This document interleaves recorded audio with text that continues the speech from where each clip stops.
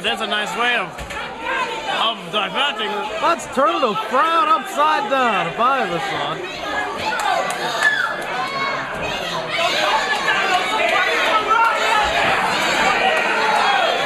I don't think that big fella intends to sit down with that chair.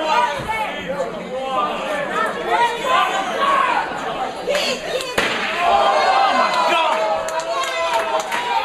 God! Jason's static now. Tight! 2! That was as close as it can get.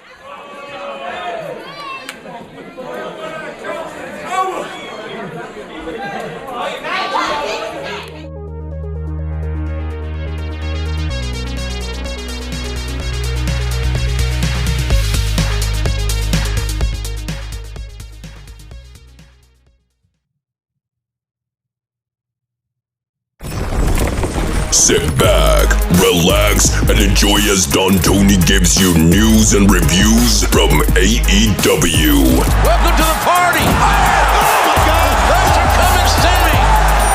NXT. It's over! Kross is here to ransack NXT souls! And indie wrestling.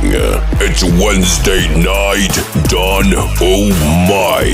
Know what's happening in the world of wrestling without the hate and clickbait. And now, your host, Tony.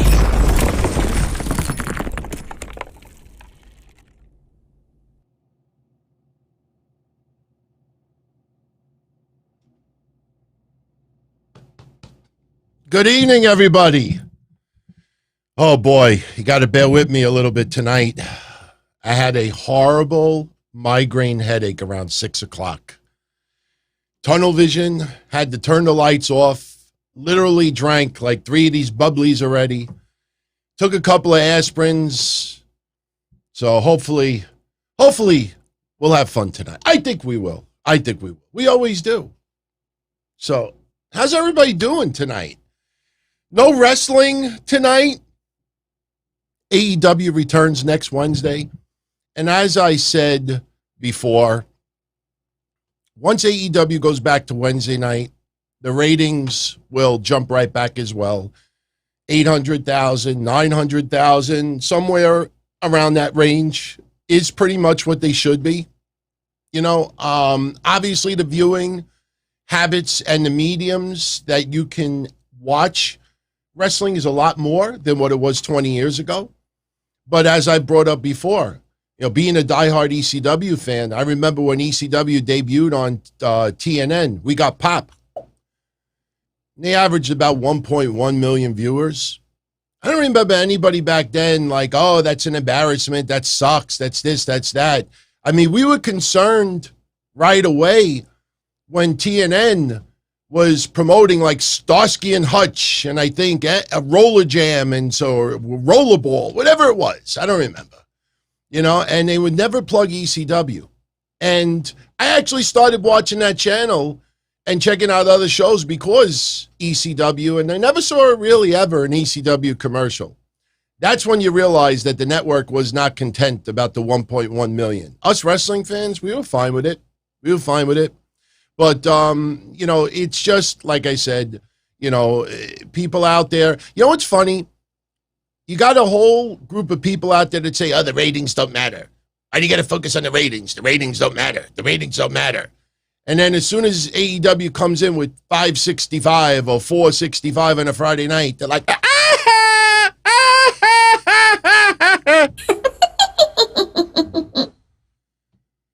you know, one way or the other, please.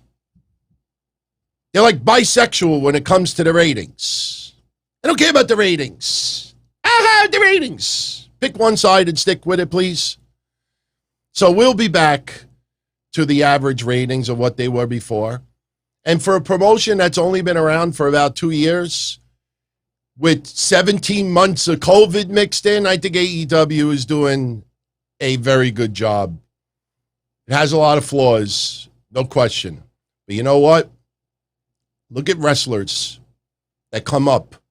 And this is going to segue into tonight's show.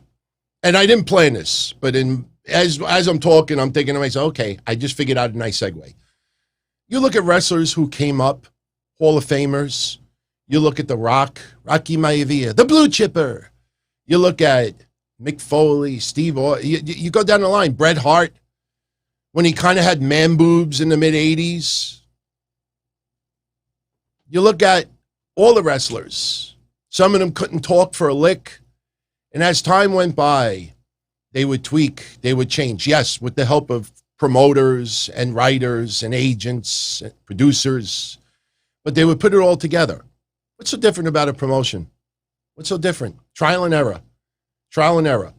What's that saying about madness? Doing the same mistake and doing it over and over and over again? I don't know what it, to me, that's called stupidity. So only time will tell as far as AEW. You know, I mean, my biggest concern about AEW and what I've said before, it's the people online that overly gush, and there are people within that promotion that soak it in, that buy into it.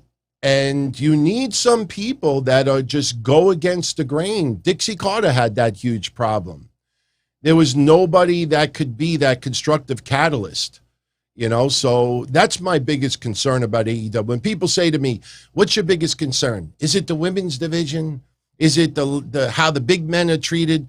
No, I think it's just the overall climate, you know, the overall attitude. I mean, look, there is a such thing as having too much of a positive attitude. You know, I brought up that Karrion Kross interview last week or the week before, you know, and obviously he's got big-time supporters. I'm one of them. But the last thing you want when you're still newer in the business is people telling to you that, oh, you should be here. You should be here. You should already be over here. You should be feuding with Roman Reigns. You should be that. That pisses people off. I mean, they know, and Karrion Kross knows that people mean well, but, you know, you want to do, you know what I mean? You don't want to take the shortcuts. There is a such thing as too positive. And I don't know who the constructive catalyst is behind the scenes.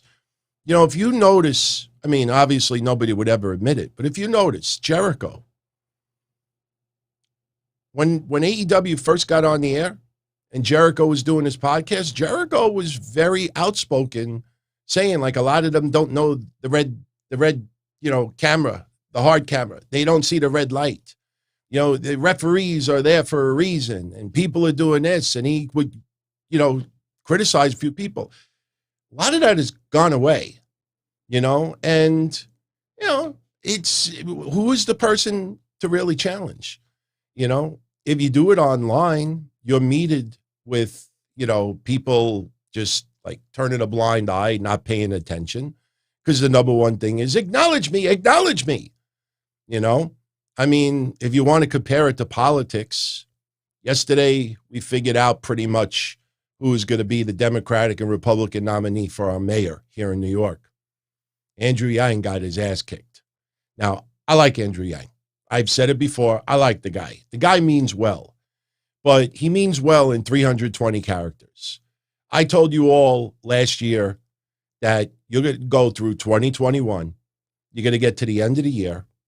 Everything that he did. Remember when Biden wasn't even elected president yet? Remember what Andrew Yang said?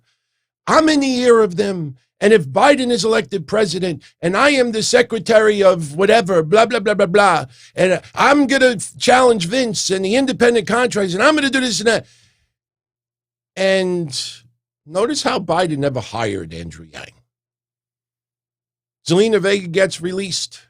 The ambulance chaser, Gabriela Cartieres. Oh, we had a productive conversation. What'd you talk about? Cosplay? Because all the union talk led to nothing. Andrew Yang gets all the interviews, all the podcasts and everything. You know, the most infamous one. Who do you think we should change our wrestling? Who's your favorite wrestler? What do you like this? What's your favorite food? What do you like this? And at the end of 2021, you're going to look back and say, he did nothing. But you know what's great about it? You know what's great about it? This has to do with wrestling too. When Biden was elected president and Andrew Yang made a tweet about, all right, now let's get these stimulus checks out for everyone. Oh my God. If you want a good laugh, go to the usual suspects on Twitter.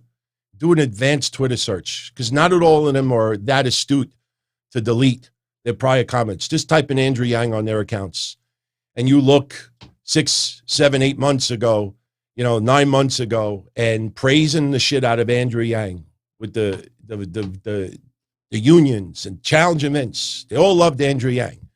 Andrew Yang gets eliminated yesterday in the mayoral race, and the same usual suspects. Oh, Andrew Yang sucks. He talks out of his ass. He doesn't do this. He doesn't do that. Yeah, easy to say once he got his ass kicked last night. So same thing with wrestling. Same thing with wrestling. People will turn on a dime as long as acknowledge me. So anyway, NXT's rating came in. NXT scored last night. Remember, Diamond Mine. Oh, this might piss off some people. And because I tell straight up, and I don't mean this in any racist way whatsoever. Now people are like, what's he going to say? I don't think anybody will take this the wrong way. Last night, NXT went off the air. Now, I do a Patreon show every Tuesday night. Now it's 10:05 p.m. And NXT goes off the air at 10:05 p.m. So literally, I'm not kidding. I click the remote to turn the TV off. I go sit in another chair. Showtime. So last night, Kyle O'Reilly beats Kushida. As soon as they made a non-title, you pretty much had an idea Kyle O'Reilly was winning that. The fruit roll-up, I might add. The fruit fucking roll-up. Kyle O'Reilly's got a new finisher, the fruit roll-up. So Adam Cole comes out and attacks Kyle O'Reilly. They brawl over the announcers. They look cool. But I'm like, okay, I got to start my show. Click the remote. So the Diamond Mine come out and make their debut. And they lay out Kushida. Now, I didn't see this last night. I literally went to my computer. If anybody's on my Patreon, you listen to the first 5 minutes of the show. Somebody said, oh, what do you think of Diamond Mine? I'm like, wait, they were supposed to debut. When did they come out? Maybe I was taking a leak and I missed it. They're like, no, it came out at the very end. And I said, okay, I missed it. So somebody posted this photo on our Discord. And I'm like, okay. So Malcolm Bivens, along with Roderick Strong, which I have no complaints about, Tyler Rust, who to me is like a 5'10" version of James Ellsworth with longer hair, and some Japanese guy. Yes, quote, some Japanese guy is where I thought I would upset people. That's pretty much, they showed the picture. Now it's this big on my Discord, so I really couldn't see it that clear. But I'm like, okay, Diamond Mine, where's Arturo Ruas? Where's Parker Boudreaux? Where's all the other people? You bring these three out first. And all I see is a picture. And I see Malcolm Bivens, Tyler Rust, Roderick Strong, and some Japanese guy. So to me, I'm like, that seems like something you would do on AEW. That for some reason, AEW on primetime TV on Dynamite thinks that we give a shit about Lee Johnson and Aaron Solo and who that. That's what it felt like last night until I watched it today. Once I watched it with my own eyes and realizing, oh, wait a minute. That's Hideki Suzuki. The same Hideki Suzuki who was trained by Billy Robinson. The same Hideki Suzuki. Why am I rocking back and forth? The same Hideki Suzuki who tore it up in Japan. Had a decent match on Bloodsport against Timothy Thatcher. That Hideki Suzuki. Okay. Then I'm like, man, DT, you are an idiot. You are an idiot. Idiot, idiot, idiot. Diamond Mine, Diamond Mine, Diamond Mine. It's been hyped for 6 weeks. It didn't freaking hit me until today. What does Malcolm Bivens always say about Tyler Rust? Diamond in the rust. Diamond in the rust. I always thought Leon Ruff should have been perfect for Malcolm Bivens, because then he could have said diamond in the rough, because that's a phrase. I don't think anybody out there ever stopped to say, diamond mind? Maybe the diamond part has to do with Malcolm Bivens. Maybe Malcolm Bivens is debuting a faction. That hurts, by the way. It actually feels pretty good after a migraine. I'm not kidding. Maybe like it's rushing the blood to the head. Don Tony, you moron. Idiot. So Malcolm Bivens has a faction. Good. Malcolm Bivens should be on NXT. Guy is good. Hideki Suzuki is a fucking ass kicker.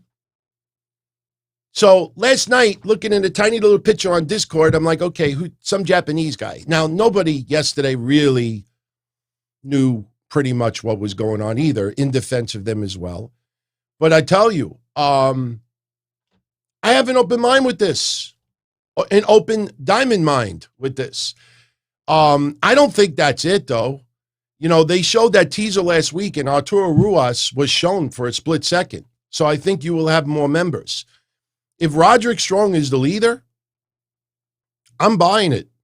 In fact, I could see it already. Roderick Strong and Hideki Suzuki versus Timothy Thatcher and Tommaso Ciampa. Let me put it this way. Diehard Japanese wrestling fans, diehard AEW fans, they start hyping matches like that and you don't tune in. I obviously will respect your viewing decisions, but you can't turn around and say, I don't know anybody that says that, but I'm fine with it. Now, look, that match is not being teased, but as soon as I watched it tonight, this morning, I started thinking about it during the day and, putting together some things for tonight's show. I said, wow, this isn't pretty. Kushida versus Hideki Suzuki? Oh, my God. I mean, that's going to be phenomenal. Now, look, is he a charismatic machine, Suzuki? No, he's not. I don't know how the WWE Universe will react to him. WWE Universe is a little strange at times.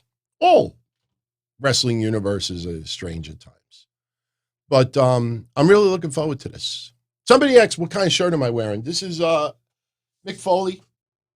That's Cactus Jack. That's Dude Love. And that's Sacco, Mr. Sacco. So I'm going into it an open mind. Last night, I thought it looked like something you'd see on AEW Dynamite. Franky Kazarian leading Aaron Solo and Lee Johnson and, John Smith. Ah! And meanwhile, everybody at home is like, oh, yeah, Willie, I think you'll see some female members. By the way, that little battery level thing is at 51% yesterday. People are wondering who it's going to be. The only person I could think of is Tegan Knox. It's the only person I could think of. After how they presented Ember Moon's return, remember the motorcycle going 800 miles an hour? And I mean, it's nothing against Ember Moon. I like Ember Moon. I've defended her countless times when other people just thought it was cool to shit on her. I like her. She's definitely one of the better talents there. But that whole hype up, we thought it was going to be Bo Dallas. What a shame, man. What a shame. I don't understand how they couldn't have done more with Bo Dallas. But remember all those skits? It ended up being Ember Moon, and we were like, Tessa. No, Tessa. Tessa. Not Tesla. Tessa. No, Bo. It was Ember Moon. So now we got a phone with 51% battery level. Now, what would be funny about Tegan Knox? And I'm just making a joke here. I'm not malicious. It'd be funny if the phone freezes at 51%, because I don't know if we've ever had a Tegan Knox at 100%. Maybe it sticks at 51%. Maybe next week it goes down to 37%. Because that seems, unfortunately, what Tegan Knox's career in the last bunch of years has been like. Just when you think she's at 100%, she's down to 0 or down to 22. So I'm not, yeah. I just started that now, so maybe I should get a migraine more often. Oh, yeah, look, like I said, I don't say things to try to ruffle feathers. I try to talk straight up. And you know what I love about it, for real? No joke. I don't say this bragging. I'm going to be in my 50s. You know, I'm not 16 years old. I'm not Chris Cash walking around school like, oh, look, I got Eric Bischoff in my phone and my saved contacts. Look, Steve Austin, my saved contacts. What does that do for me? So I don't do it to brag.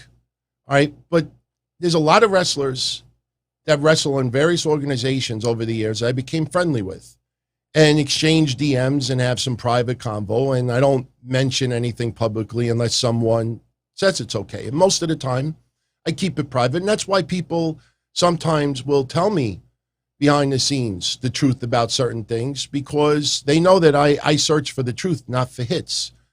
And the thing is, you know, some of the things that I know for some listeners out there or viewers might get a little bit angry at, but the people who I reference sometimes actually like, no, bro, absolutely love the brutal honesty straight up, you know, and I'm going to be straight up. I have not exchanged any convos with Jake Atlas. I'm not saying that at all. But the thing is that sometimes because we're in 2021, I say something and I'm like, I don't know how that's going to be received. But I tell you, I have a lot of listeners who are homosexual, gay, bisexual. And I always ask, please contact me privately. Tell me how you feel about things I say, you know? And most of the times people agree with a lot of what I say. You know, even when I talk, look, I'm an Italian white guy. You know, I've gone through bullshit in my life, but nowhere near people who are black or gay or anything. It's not even remotely similar. But, you know, when I say, I don't know if a black person wants to feel like they're getting a push or getting this just because of the color of their skin. That's why when I see like all this critical race shit going on and, you know, on TV, by the way, did you see that Joey Janela thing today? You have no idea what I'm talking about. Just search. Just look up Joey Janela. Just look at a news clip today. You'll laugh. But the thing is, you know, next week, for those that don't know, last night on NXT, Mercedes Martinez has an interview. Mercedes Martinez gets attacked by Xia Li. Big pull apart. They announced that we're going to have a mixed tag match next week. It's going to be Xia Li and Boa versus Mercedes Martinez and a partner of her choosing. Mercedes Martinez is like, I don't care. If I can't find a partner, I'll fight him 2-on-1. Xia Li attacks her. Yeah. And Jake Atlas shows up. So next week, we have this. Now, I'm not trying to be a jerk. I'm just telling you how I see it in my eyes. You opened up Gay Pride Month with Jake Atlas getting a win. And honestly, I don't think he would have gotten that win if it wasn't Gay Pride Month. And now you're closing out Gay Pride Month with Jake Atlas teaming up with Mercedes Martinez, who is, I believe, gay also.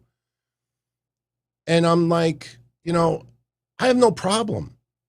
Because I know, especially Jake Atlas, you know, not easy, you know, to go through and try to build your career, you know, based on people knowing your sexual background. So I'm fine with it. The problem I had with it, and I've said it point blank, is when Jake Atlas, and again, look at the timestamps if you think I'm making it up. When Jake Atlas beat LA Knight, the 1st of June, I think it was, 3 seconds later, WWE had a tweet up there, complete with emojis and hashtags and all this other stuff. What a way to kick off Gay Pride Month. What a way to kick off Gay Pride Month. And what is Jake Atlas supposed to do? You're exploiting your gay, you know, why can't I just win as Jake Atlas? Well, of course he's going to feel proud and be honored and appreciate what WWE did. When you have that on standby, that means the win against LA Knight was not because it was an upset, not because Jake Atlas is an awesome, talented wrestler, but you had his sexuality on your mind because you typed up that tweet before the match even happened.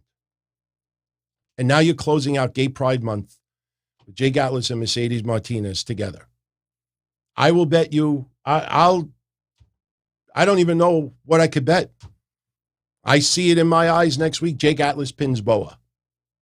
And then maybe T and Shaw or Mi Yang. I'm sorry, T and Shaw's the group. Mi Yang will probably blow vape in Boa's face. No. Come on. You know, it takes a lot of, a lot of guts. Not as bad now compared to years ago. But I have a very close friend of mine who came out as gay about 25 years ago. And he was so petrified. And me and my friends were like, cool. My phrase was always like, okay, you like your M&Ms with peanuts. I don't. We're still buddies, best friends, sort of best friends. I don't talk to my friends as much as I used to. But who cares? Like, I had a whole bunch of people yesterday and today tell me, hey, Toni Storm revealed that she is bisexual. And my honest reaction was, cool. I could have wrote on Twitter, good for Toni Storm. It's everybody in this world should love who they want to, and 111 likes. He's such a good person. Yeah. My reaction is cool. Love who you want to love. As long as it doesn't have pause, I'm talking, sexuality wise, love who you want to love, that's it. Plain and simple. I can only imagine, how that would feel to hide. I mean, that's rough. I can only imagine it. But, okay, she's bi, cool. I know what some of you are saying immediately. Maybe she should have came out a month ago. Maybe she would have got a win. WWE, kick off Gay Pride Month, Jake Atlas win. Close out Gay Pride Month, Jake Atlas and Mercedes Martinez win. That's what it feels like. And next week,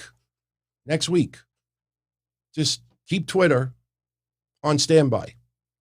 And if they do win, let's see how many seconds it takes for WWE to write, what a way to close out Gay Pride Month. I'm just telling it like it is. I mean, the struggle is real. I mean, that pain and, feeling that you're second class, for years and years and years and haven't bottled in and then you finally let it out. I could only imagine how good that must feel. And being accepted and then realizing, wow, I wish I would have came out years ago. All this extra pain and anguish and fear that was unnecessary. I wish everybody would come out. Seriously. Anybody that hasn't, I wish they would. Because majority of people out there, when I say they're indifferent to it, they're not being nasty. They're just cool. I mean, I have friends, all different shapes, sizes, races, whatever. We just treat each other the same. I don't hug with a little bit less hesitation because somebody's skin color is different or somebody, is gay and they might grab my ass or something like that. You don't think like that. A person is a person. A friend is a friend. That's it. A human being is a human being. It's not that hard, But again, my response for those, and everybody in the chat is being very respectful about it, But, my reaction and a lot of others out there about Toni Storm is cool. I just choose not to write the 320 character, good for her, we should all love each other, and this, and that, and just to put attention on themselves. Because a lot of people do that, So anyway, so we got that match next week. We'll see what happens. Now, tonight, obviously, since there's no wrestling on, there's no AEW on, we're going to talk mostly NXT. AEW is this Saturday. You're all welcome to vote on YouTube in the community section, which I am going to use 1,000 times more now compared to any other social outlet out there, because I didn't realize how many people it reaches like this. I posted a poll about an hour and a half ago, and it's already got almost 150 votes. I'm asking all of you out there, how do you want me to handle AEW on Saturday? AEW is on TNT Saturday night from 8 p.m. to 10 p.m. I will be home Saturday night. Yours truly doesn't go out like he used to. I'm going out Sunday. But Saturday night I'll be here.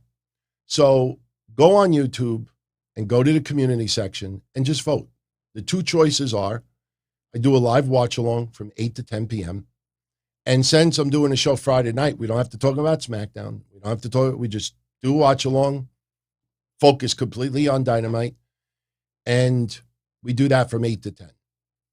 The other option is no watch along, but at 10 o'clock Saturday night, we do a recap after it goes off the air. Not everybody likes to look at a computer while AEW is on. Some people do. Some people like to watch along. I'm still new to it. I've only done it maybe, 4 times ever, 5. So I still got to get used to it. But the funny thing about it is right now we're almost up to 150 votes, and the percentage is like 51 to 49. Like, I expected one side to be a landslide. I don't want to say which one it is, but, and then I expected people like, oh, no, do both. Yeah, I go from 8 p.m. to midnight. No. To see what? Jungle Boy have a great match with Kenny Omega, but you know what the end result is? The Young Bucks interfere. Gallows and Anderson interfere. Don Callis interferes. Everybody, Michael Nakazawa interferes. Brandon Cutlet, as Cornette would say, interferes. Jungle Boy, even though he lost, he won. They are not going off the air on a Saturday night when Kenny Omega holds multiple belts for multiple promotions, the belt collector. Jungle Boy is not, basically, look, you could compare it to Roman Reigns. You knew that Jey Uso was not beating Roman Reigns for the championship. You knew Kevin Owens was not beating Roman Reigns for the championship. You knew Edge and Daniel Bryan were not beating Roman Reigns for the championship. You knew that Cesaro was not beating Roman Reigns for the championship. You knew Ray was not beating Roman Reigns for the championship. But you still tuned in because the storyline, the work was good enough that you just wanted to see how you got to point A to point B.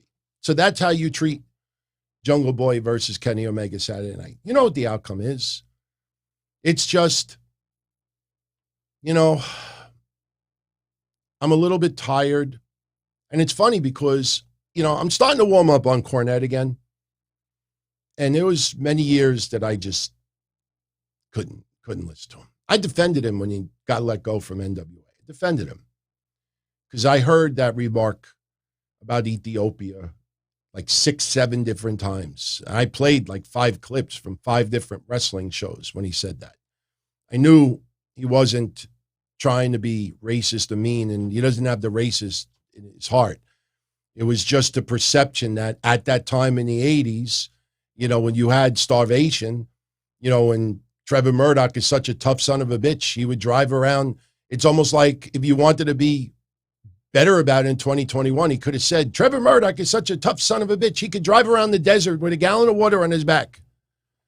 But he did an outdated reference, which is not good to do. I would never say that shit in 2021. But, in his heart, it wasn't meant that way. But Cornette even said it this week that every fucking AEW match has to have like big factions involved and interference and post-match brawls and beatdowns.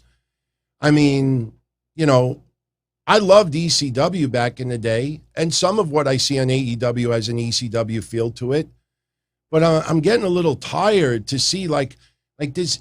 Every member of the Dark Order is ringside. Here's Matt Hardy with 7 people. Here's Kenny Omega with 6 people, and here's Who Dat with 5 people, and here is this person, and Dustin Rhodes with 10 people. And it's like, my God, you could, in an episode of Dynamite, you could fucking fill up a tiny little arena with the number of people that are on there. Everything has to have a clusterfuck. After a while, when everything's a clusterfuck, nothing is a clusterfuck. You know, that's why I thought last week, what did they do? It was I know it was. It was the tag match. I think it was Cody and Brock Anderson versus Who Dat and Aaron Solo. And I think Cody went for the hot tag to Brock, and the referee didn't see the tag, and the referee refused to let them in. I'm like, this is fucking AEW. If you watch this for the last 2 years, I mean, whenever somebody enters the ring, instead of being like, no, they do this. Every move. Like they're freaked out. Boo. You can't do that. You can't do that. And people are starting to notice that shit. Getting tired. So what happens? You know, Jungle Boy versus Jericho had a different feel to it. Jungle Boy versus Kenny Omega, I'm like, okay. Let's see how many people interfere and cause the match this time around. Is Luchasaurus going to come? What's Marco Stunt going to do? Do something on Don Callis? You know, everything is fucking factions. And I don't mind factions. But when you have 10 plus people out there after every match or during every match, it's just like, you know, all elite clusterfuck. What did SoFly say? We got to just enjoy it. Yeah, I do just enjoy it. But the thing is, you know, $155 million deal. You do this for 3, 4, 5 years. You know, I mean, remember when ECW started declining tremendously? Forget the business side, the money side. But when ECW, and I was a diehard ECW fan, I had the privilege of working for them the final year, pushing tickets and, you know, pushing it on my outline and other stuff. That's pretty much the extent of it. But still, you know how sad it was to be a diehard ECW fan since 93 and get the privilege to actually work for them a little bit in 2000. And you could feel that decline going. And when you look at the rise and fall of ECW, what do you remember them talking about? You know, nothing against Steve Corino, nothing against the Baldies, nothing against some of those players at that time. Just incredible. I freaking loved all those workers, but they had to rely on those names so much more because the Dudleys were gone. Taz was gone. Mike Awesome was gone. Other wrestlers were gone. Raven left. He came back. Sandman left. He came back. But so many of the names that brought them to that popularity were gone. And you were left with a lot of wrestlers that were not major draws. And that happened after a bunch of years. What happens when, you know, you start looking at ECW in 2000 and like, oh my God, it's Aaron Solo, Barry Bonds. Like, nothing against him, but oh my God, the main event, Aaron Solo. You know, you got Dark, Elevation, Rampage. 3 shows. And they're still putting people on Dynamite that you just say to yourself, other than family, friends, and tweet fuckers, and I mean, why are some of those names on their primetime biggest show? I just feel, see, like Carmelo Hayes? Big deal yesterday. Remember that name. Remember Carmelo Hayes. This guy, you're going to look back and you're going to say to yourself, how does this guy not get picked up by AEW? He's wrestled against a lot of AEW stars in the past. He teamed up with JT Dunne against Jon Moxley and Darby. I'm looking at notes so I can give you specific dates if you want to go online and watch the matches. He wrestled against Darby Allin and Moxley in 2019, about 2 years ago. He teamed up with JT Dunne and fought the Lucha Bros, Pentagon and Ray Phoenix.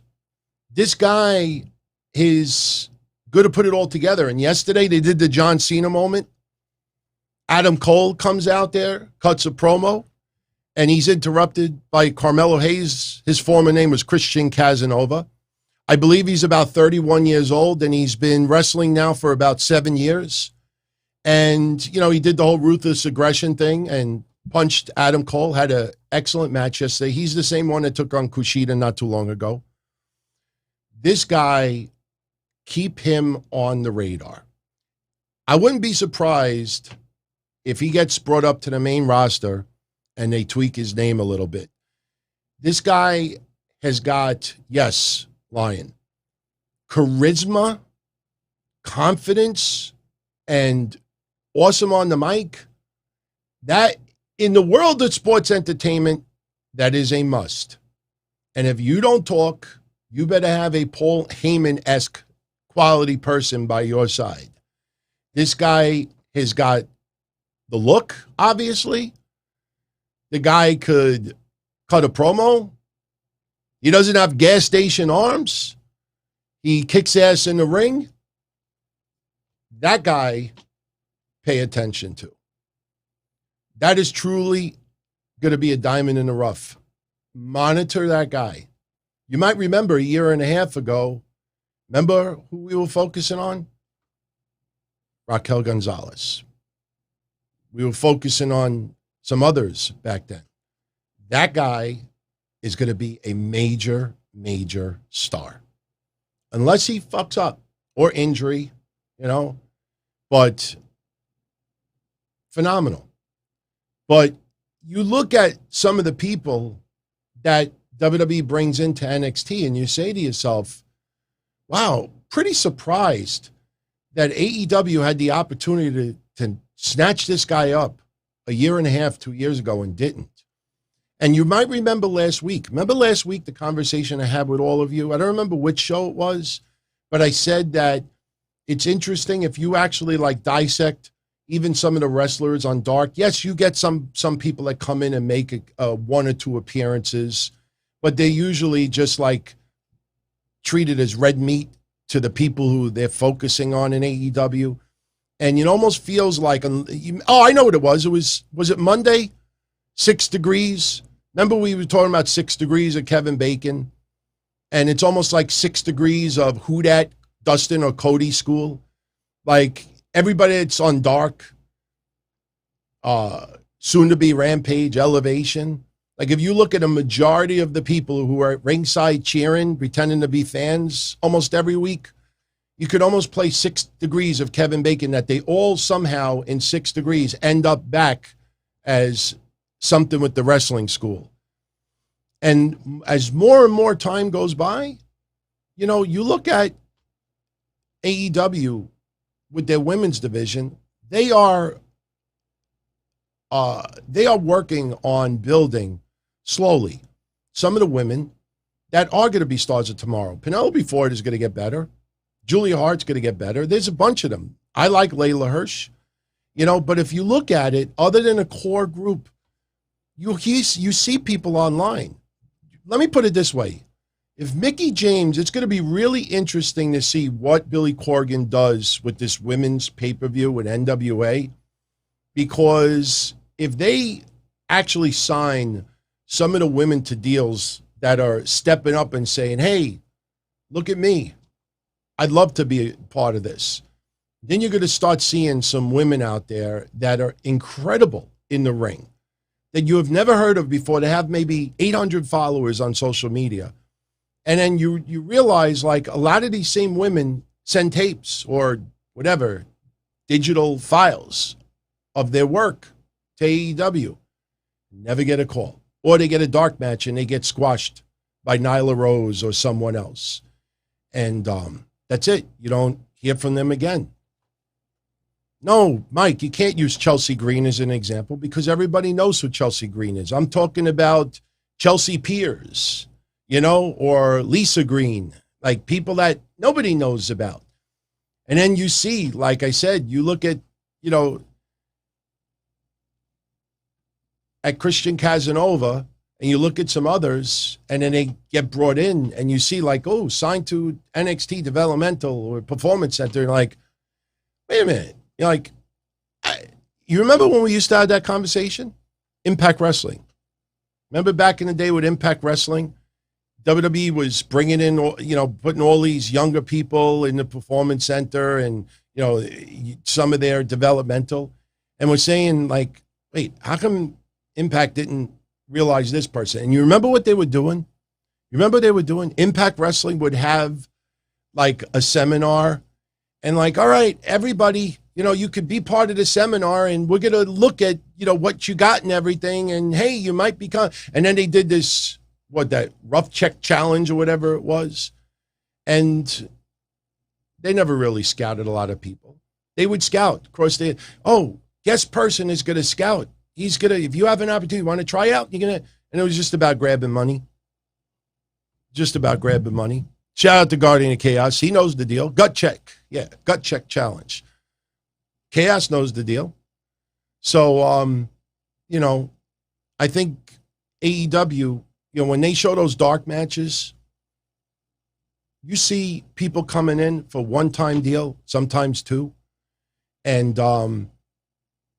those people go on their social media and they tell their whole universe, oh my God, make sure you check out Dark next week.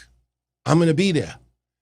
And their whole inner circle and their fans and, that never, that know this person, but no one else are like, oh my God. And they retweet it. And they get that one or two match, squashed like a grape, usually. And then that's it. Not there anymore. And it almost feels like AEW is doing that for publicity. How many people that don't watch us that might be able to tune in because we bring in blah, blah, blah, blah for a squash on Dark, or Elevation or whatever it is? Personally, I don't think anybody that is not signed to AEW should ever be on Elevation. AEW Elevation should only feature wrestlers who are signed to AEW that are coming up the ladder, but are not, big enough yet to be on Dynamite. I mean, I don't want to me, AEW Dark should be, the wrestlers taking on wrestlers, obviously in AEW, but the wrestlers who aren't signed to AEW, that AEW is looking, scoping, trying out. And who knows, you get a quote unquote diamond in the rough. Maybe you sign them to a deal. And AEW's contracts are not as strict as WWE contracts. A lot of these wrestlers could still work a lot of the places that they work. That should be what AEW Dark is. Elevation should be the people who are coming up, who are not ready yet, but they're getting there and getting close. And no one else from the outside that's not signed to a deal. And then you use Rampage on Friday to basically repeat maybe a little highlights from Wednesday, tease a couple of things from upcoming Wednesday, and you add a few people. It's like the bonus footage. You buy a DVD or a Blu-ray for a particular movie. And then what happens on that Blu-ray or the DVD? What do you see? Bonus material that was cut from the movie. Deleted scenes. I think that's what they call it. Deleted scenes. That's what Friday should be. AEW deleted scenes. The wrestlers that we would love to put on Dynamite, but we only have a 2-hour show. So we're going to give them a chance on Friday night. That's what AEW should be. Those three, in my opinion, that's how you treat those three shows. And we didn't even talk about Dynamite. That's how I would handle it. Because at least you understand the format. I truly believe that a lot of you out there have no idea what separates those three shows other than part of the name. Does it truly, if I'm wrong, please write it in the comment section later on this show. I love interacting with all of you out there. If you notice now, every episode, I am up there interacting on the comment section. But seriously, does it truly feel like AEW Dark, and AEW Elevation, an AEW Rampage, which I know hasn't debuted yet, but when I throw those 3 names out there, do you feel that there is a big difference between the 3 other than the announcers? No. I mean, it almost feels like Joe Schmuck could take on Lee Sanders. How do you know that? Lee Johnson versus Joe Schmuck. If it aired on AEW Dark, if it aired on Elevation, if it aired on Rampage, like what separates the 3? Like it doesn't feel like each one has its own identity. You tune into AEW Dark, oh, I get to see some people that, that I heard of, or, oh, my local homeboy, he's getting a tryout match. Cool. That's AEW Dark. Elevation, hey, this person, hey, she's working up her way, or he or she, and hey, getting close. Elevation. Rampage, that's where you're part of the deleted scenes. You were going to be in the movie, but we ran out of time and we had to make cuts. So we put you on Rampage. Joe Schmuck, the new world champion. Remember that show, Joe Schmo? What is going on? I fucking hated that show, man. There's not many people in this world that I want to just punch in the mouth. China's handler, Anthony, we talked about it on Monday, had a fabulous conversation with Mish. I know I only put one timestamp from Monday's show, but Monday was either Raw or China documentary. I talked about that piece of shit so many times in the past. I watched 1/3 of that documentary or vice versa, and I turned it off.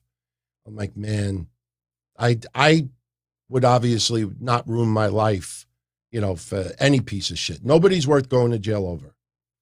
But that guy is going to screw with the wrong person in the future. Karma's going to bite him in the ass, and everybody out there that absolutely despises this guy, he's going to get his down the line.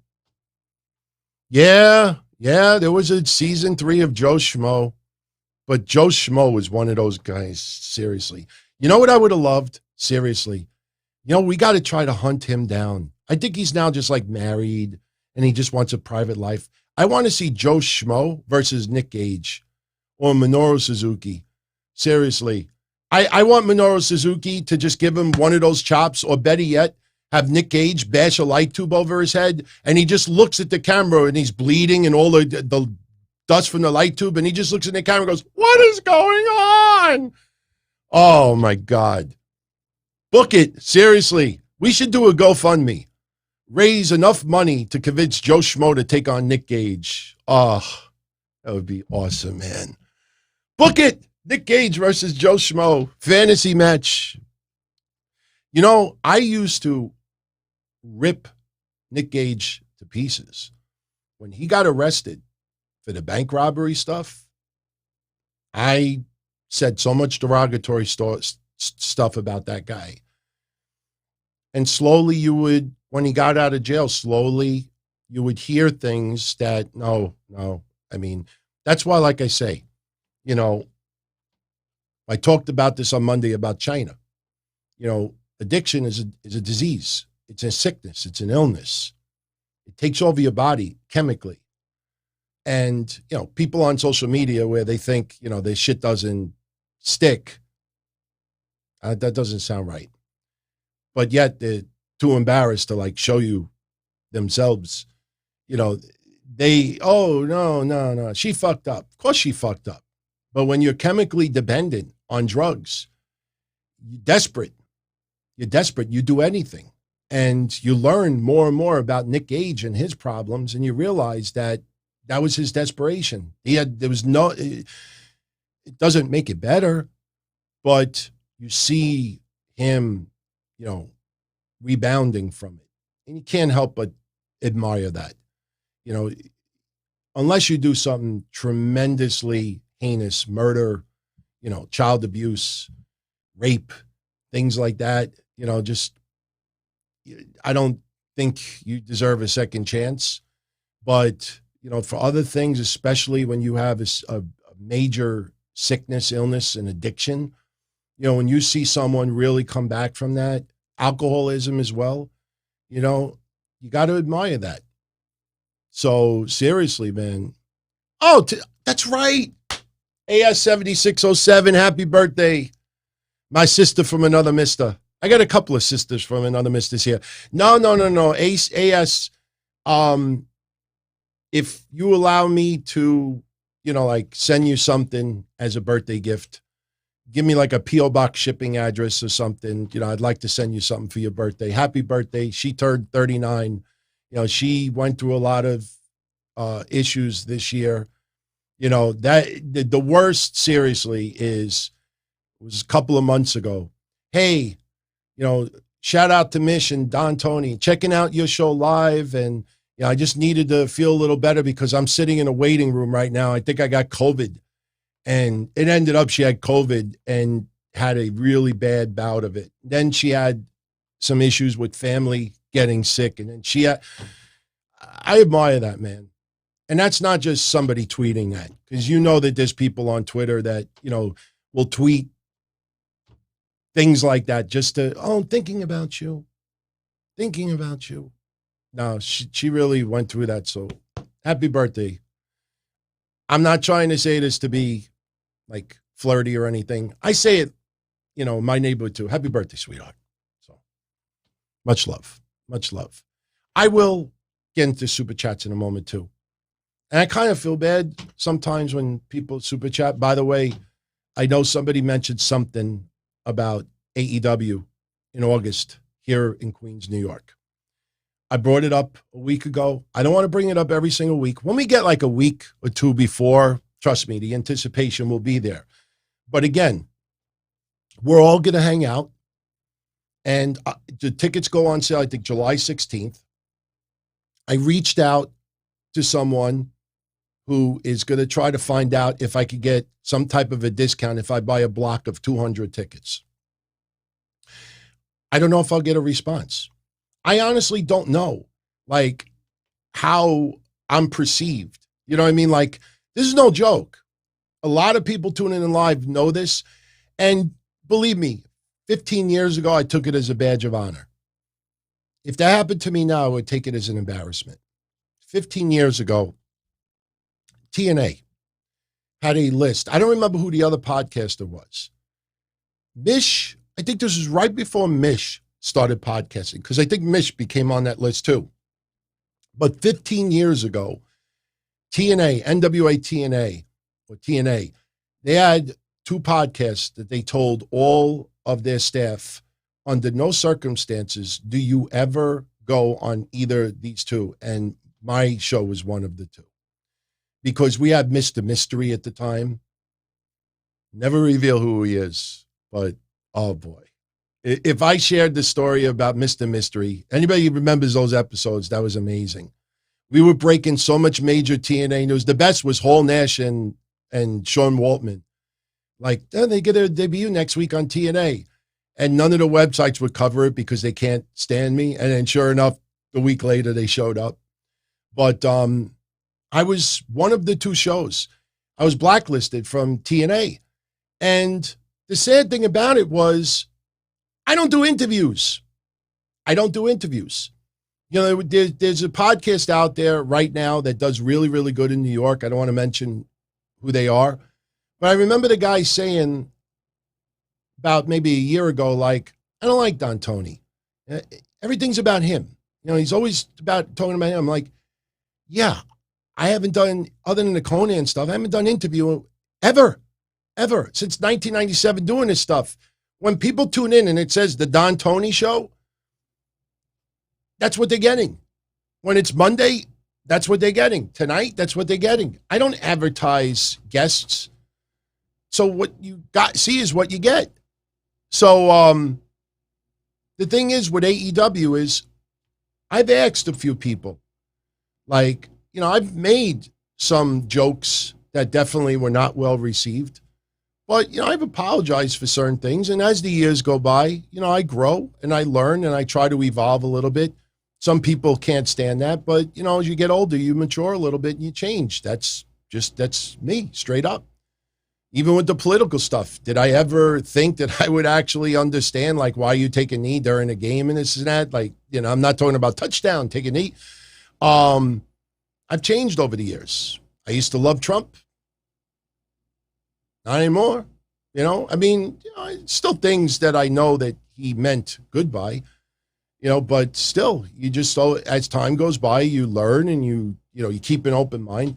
But I've asked a few people, like, I won't get offended, but, what's the deal? Because when they were coming to Chicago before the COVID thing, they were going to have their pay-per-view. I had plane done and I had my hotel set. I even think Lee, who's live right now, he had his itinerary set. We were going to be in the same hotel, just not in the same room. But I reached out for a press pass. I said, hey, I'd love to cover it, and maybe I have, portable equipment that I'd love to. No response. I sent it a second time, did the right channels. I know I didn't make no mistakes. No response. Someone who I trust, I said, look, can you do me a favor? I said, if it's no, I'll respect that. But could you, see how I could go about getting a press pass? 10 days later, hey, bro, I left messages twice, email, no response. I'm like, fuck you. And I ended up not going. So it was like, just no response. I mean, be nice enough to just tell me, no. But this time around, I don't give a shit. If we have to rent out a section, and we just hang out during that AEW show and we just have fun and, have a great time, that's all that matters, So it would be great if I could get a discount. I mean, 200 tickets, even if I got them $25 a piece, that's $5,000. I'm not giving away 200 tickets, but if I could tell everybody, hey, I got some great seats, who $20, $25, PayPal me and we'll be all in the same section, that's fine. We might even get 2 skyboxes, So, but for some of you who reached out to me, I did get all the emails. And once I know, I'll let you know. But one thing I want to repeat what I said before is this is not about me. This is not about AEW. This is about all of us getting together after 17, 18 months of this horrible COVID shit that's still not going to be gone for a while and enjoying some wrestling. We should have some great weather, and having fun, and I warned everybody, you're going to have a few people out there that are going to just, for the next month or so, I might go, I might not go. I don't like AEW. I'm not sure. I might not. And all they're doing is to get everybody, oh, please, it would be epic. It would be amazing. We could melt together. Oh, please go. Please go. We're all getting together. Please go. Please go. And they suck that in like a drug. Doesn't it feel good when a whole bunch of people say to you, Joe, you got to go. Come on, we're all going to get together. Blah, blah, blah is going to be there. Everybody. And you take that in, and if you feel like people give a shit about you, you have no intention on going. But you want to soak in all that attention. After me doing this for 24 years and all your support, even if you didn't start with me in 97, I owe it to you to hang out, have some fun. So we'll see what happens. So getting back to NXT a little bit, definitely keep Christian Casanova on the radar. I mean, the guy look, he still has a long way to go. I keep saying Christian Casanova because that was his name for many, many years, Carmelo Hayes. But he's got the look. He's got the gift of gab. He's charismatic. And didn't even Wade Barrett say yesterday that at the beginning of the night that they were, I think, mocking Carmelo, and by the end of the match, they were all chanting his name? Somebody made a remark like that yesterday, and that is fucking awesome to hear. because you usually don't acknowledge something like that. The fans, look, Adam Cole got crazy cheers yesterday. That goes back to what I said about the night that he cut that promo to Karrion Kross. The fans in the Capitol Wrestling Center acknowledge and appreciate the people who have been there and working their ass off, and just, you know, the dedication and the longevity. And they that's why Legado gets cheers. That's why Cole gets cheers. A lot of wrestlers that have been there for a while. The newer wrestlers are not going to get that. But by the end of that match, the fans were into him big time. And I'm telling you, he is going to be a major star. Just have that feeling. Have that feeling. We'll see what happens. He obviously lost to Adam Cole yesterday, but remember the name Carmelo Hayes. Phenomenal, phenomenal guy. A few of you in the chat were bringing up Paul Orndorff. I saw that video a month ago. Some of you might remember because I brought up the interview that we did with him with the Blackhearts in, what was it, 2002? And I still have that interview, by the way. It's sad. It's sad. I mean, Paul Orndorff has dementia. Paul Orndorff is frail. Paul Orndorff is a shell of what he used to be. And, you know, I don't participate in Deadpools, but Paul Orndorff is in really, really, really bad shape. It's extremely sad. His son posted a video on YouTube that is just very, very sad. There's a lot of people out there who are ripping the son, saying like, you know, it's fucked up. Why would you post your father like that? Well, for prayers. For prayers. If he would have just wrote a tweet, hey, everybody, my father's not doing well at all. Prayers and support, please. And then you get the people that do the generic. They almost have the paragraph saved on their draft list. You know, my thoughts and prayers are with Paul Orndorff as he goes through this challenging time in his life. You know, speedy recovery, and a whole bunch of heart emojis. How many hundreds and thousands of those you've seen online? You post a tweet, hey, could you pray for my father? Oh, prayer. Give me a like. No, man. Put the fucking video in people's faces. Holy shit. Oh, my God. You almost want to cry. I'm not kidding. That's one of the saddest things. That video's been, this is the thing, everybody. That video's been out there for a month. A month. The only reason why people are talking about it this week is because some website finally on their own, because nobody else reported it, so they didn't cut and paste another site. Somebody finally on their own decided to write something about it. Again, people out there, for the most part, don't give a shit about a lot of people out there. Until someone else writes about it, then everybody writes about it. That video has been on YouTube for over a month. I brought it up a month ago when I told you all this story of how we got the interview with Paul Orndorff. Remember the collection agency stuff in the bank? If any of you out there that weren't tuning in a month ago that missed the story, back in 2002, I was doing a wrestling hotline called the Blackhearts Sports Entertainment Hotline. Believe me when I tell you, everybody back in the day tuned in to that. I have promos that I honestly would love to share on Thursday nights here, but because the XPW Metallica music is playing in the background, I don't know if I would get flagged. So what I have to do is I actually have to upload this on YouTube, but make the video private and see once it goes through YouTube screening if they flag the music. If they don't flag the music, then I'll share it.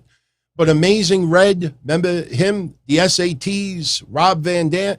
I mean, over and over and over again, all these people used to enjoy the shows. Balls Mahoney, God rest his soul. Chris Candido loved it. People used to love the fucking hotline. And it was famous at the time, the Blackheart Sports Entertainment Hotline.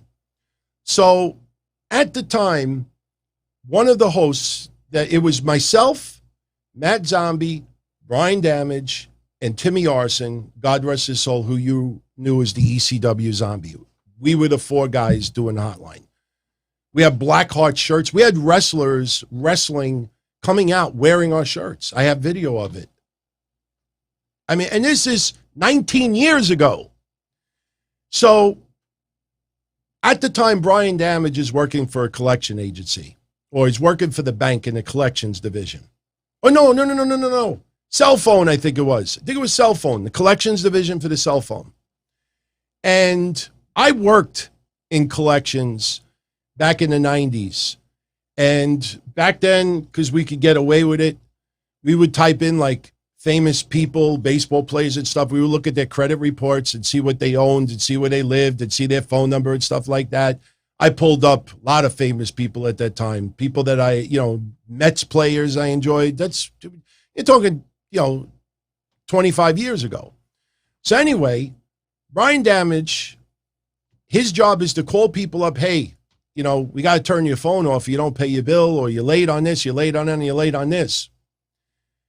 So he's going through his lists, because they give you a list of people that you have to contact. And he sees the name Paul Orndorff. And he's like, could this be the real Paul Orndorff? So he checks on the computer and checks the date of birth, and it's a match. He's got to call Paul Orndorff about a late cell phone bill. And if he doesn't pay the bill, Brian Damage, my fellow hotline host, is going to turn off Paul Orndorff's cell phone. So he calls up Paul Orndorff. Paul Orndorff asks for a little bit more time or something like that. And Brian Damage says, hey, we got this wrestling hotline. I happen to be a big fan. Would you come up on our hotline and do a little interview? And what I'll do is I'll put down a promise to pay, and I'll give you another month or two. Paul Orndorff was like, yeah, that would be great. So Brian Damage sets up the interview, and the first words out of Paul Orndorff's mouth, and actually it was towards the end, but I put it at the very beginning of the show. Mad Zombie, I'll never forget it. I have the audio still. I could share it with you very soon. It's just the quality is terrible because everybody's on a telephone, cordless phone, including me. No bass. We had no equipment at the time. We were just doing telephones. But towards the end, Mad Zombie's like, this has been an honor. This has been awesome. Paul Orndorff is talking about Al Sharpton. He's talking about politics. It was just a wild interview from 19 years ago. It might have even been 20 years ago. It was right after 9/11. I know that. And Paul Orndorff says, it's good to talk to another asshole. Or he said something like, it's good for one asshole to talk to another. Paul Orndorff was an asshole, and I say that as a compliment. And he just got a kick out of the hustle that Brian Damage basically told him, look, I'm shutting your phone off, but or I could give you 2 extra months if you come on a hotline and do an interview. So it was incredible. Paul Orndorff was the man. He was awesome. Fucking great. I mean, as the years go by, you have more and more people like, oh no, Paul Orndorff was going to get the heavyweight title when he turned on Hogan. No, he wasn't. I mean, I loved Paul Orndorff at that time, but there was nobody breaking through Hulk Hogan at that time.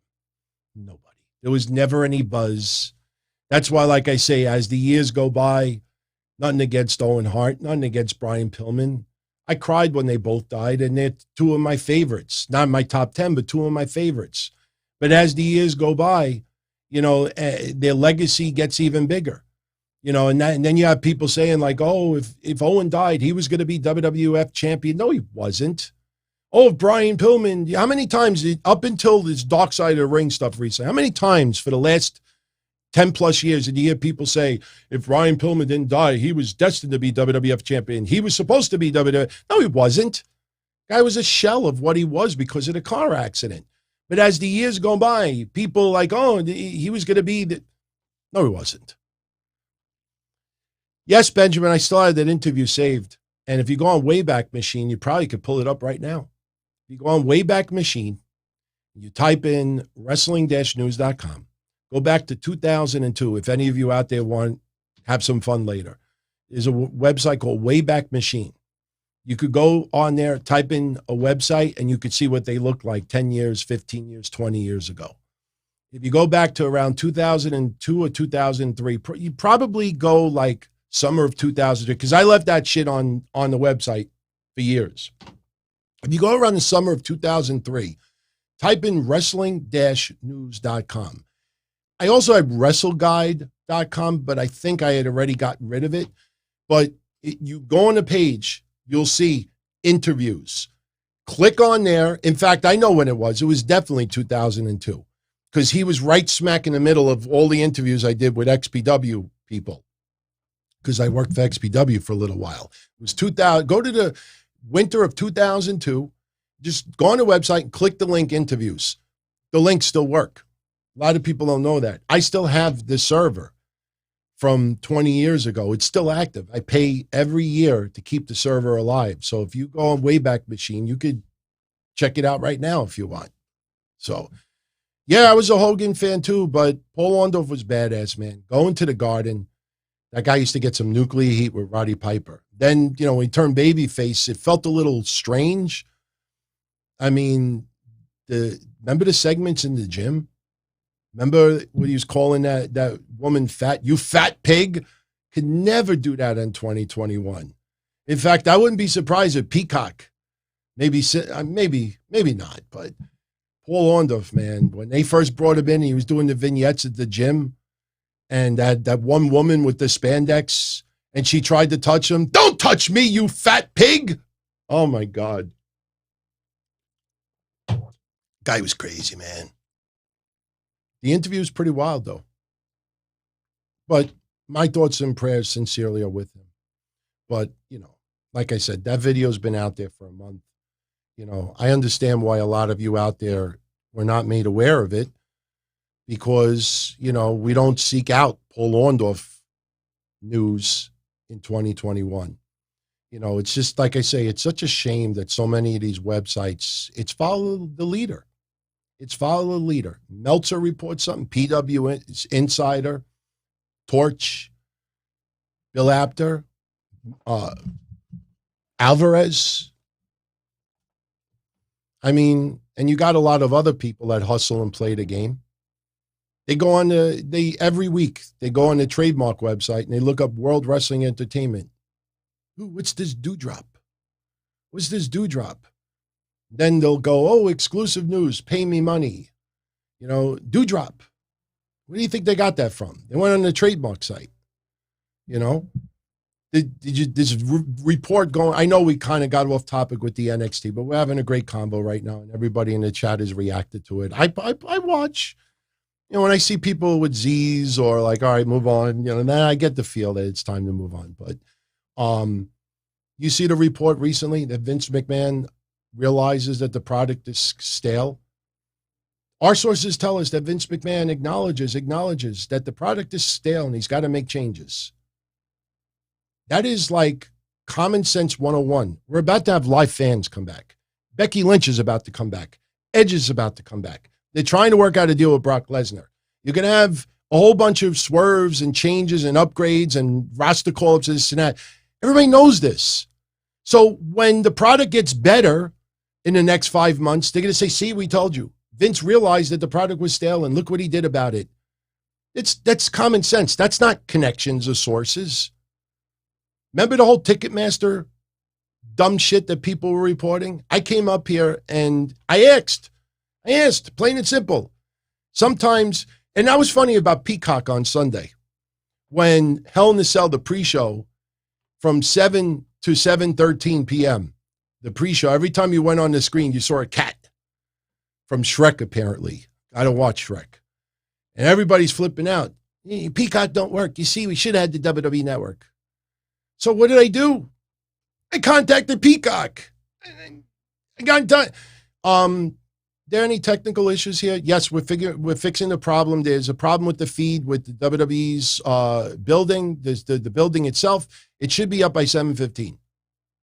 So I posted it online at like 7:05. I said, look, everybody, give it about 10 minutes. Feed will be up. Came up. So instead of people like, hey, thank you, DT, you know what people said? Who told you that? I didn't even waste my time, because that's what this is these days. People don't go and check things for themselves. People just check things for themselves. You get your answer 10 times over. People just sit and wait for others to put it out there. And that Paul Orndorff stuff sucks, man. It sucks. It sucks that a whole month went by and people were talking about it, but these websites still never bothered to report it. And then all of a sudden, because one website did, they all followed. And what did they write? We send our sincerest thoughts to Paul Orndorff and his family through these rough times. No, you don't. If you did, you would have done it a month ago. Not because another website wrote about it. They knew about it. A lot of people, it sucks, man. Yeah, Sam, Fox will say Peacock. Peacock has no voice. Peacock is a bird. Nobody at Peacock. You notice how Peacock, they plug like their service, but, check out WWE on Peacock. Anyway. By the way, this is not a joke. When I wrote this on Twitter last night, I was dead serious about it.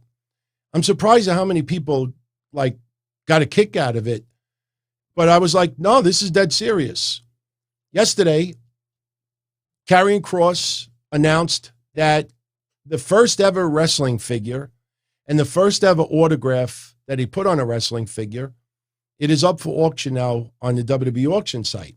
First ever one. And I said, okay, as long as I don't have to break the bank, I'm winning that shit. Maybe 20 years from now, if he becomes the big star that I hope that he does, maybe 20 years from now, 93-year-old Vince McMahon with that, they'll do the A&E will do the remake of the Hidden Treasures. Maybe somebody will ring my doorbell. I'll be in my 70s.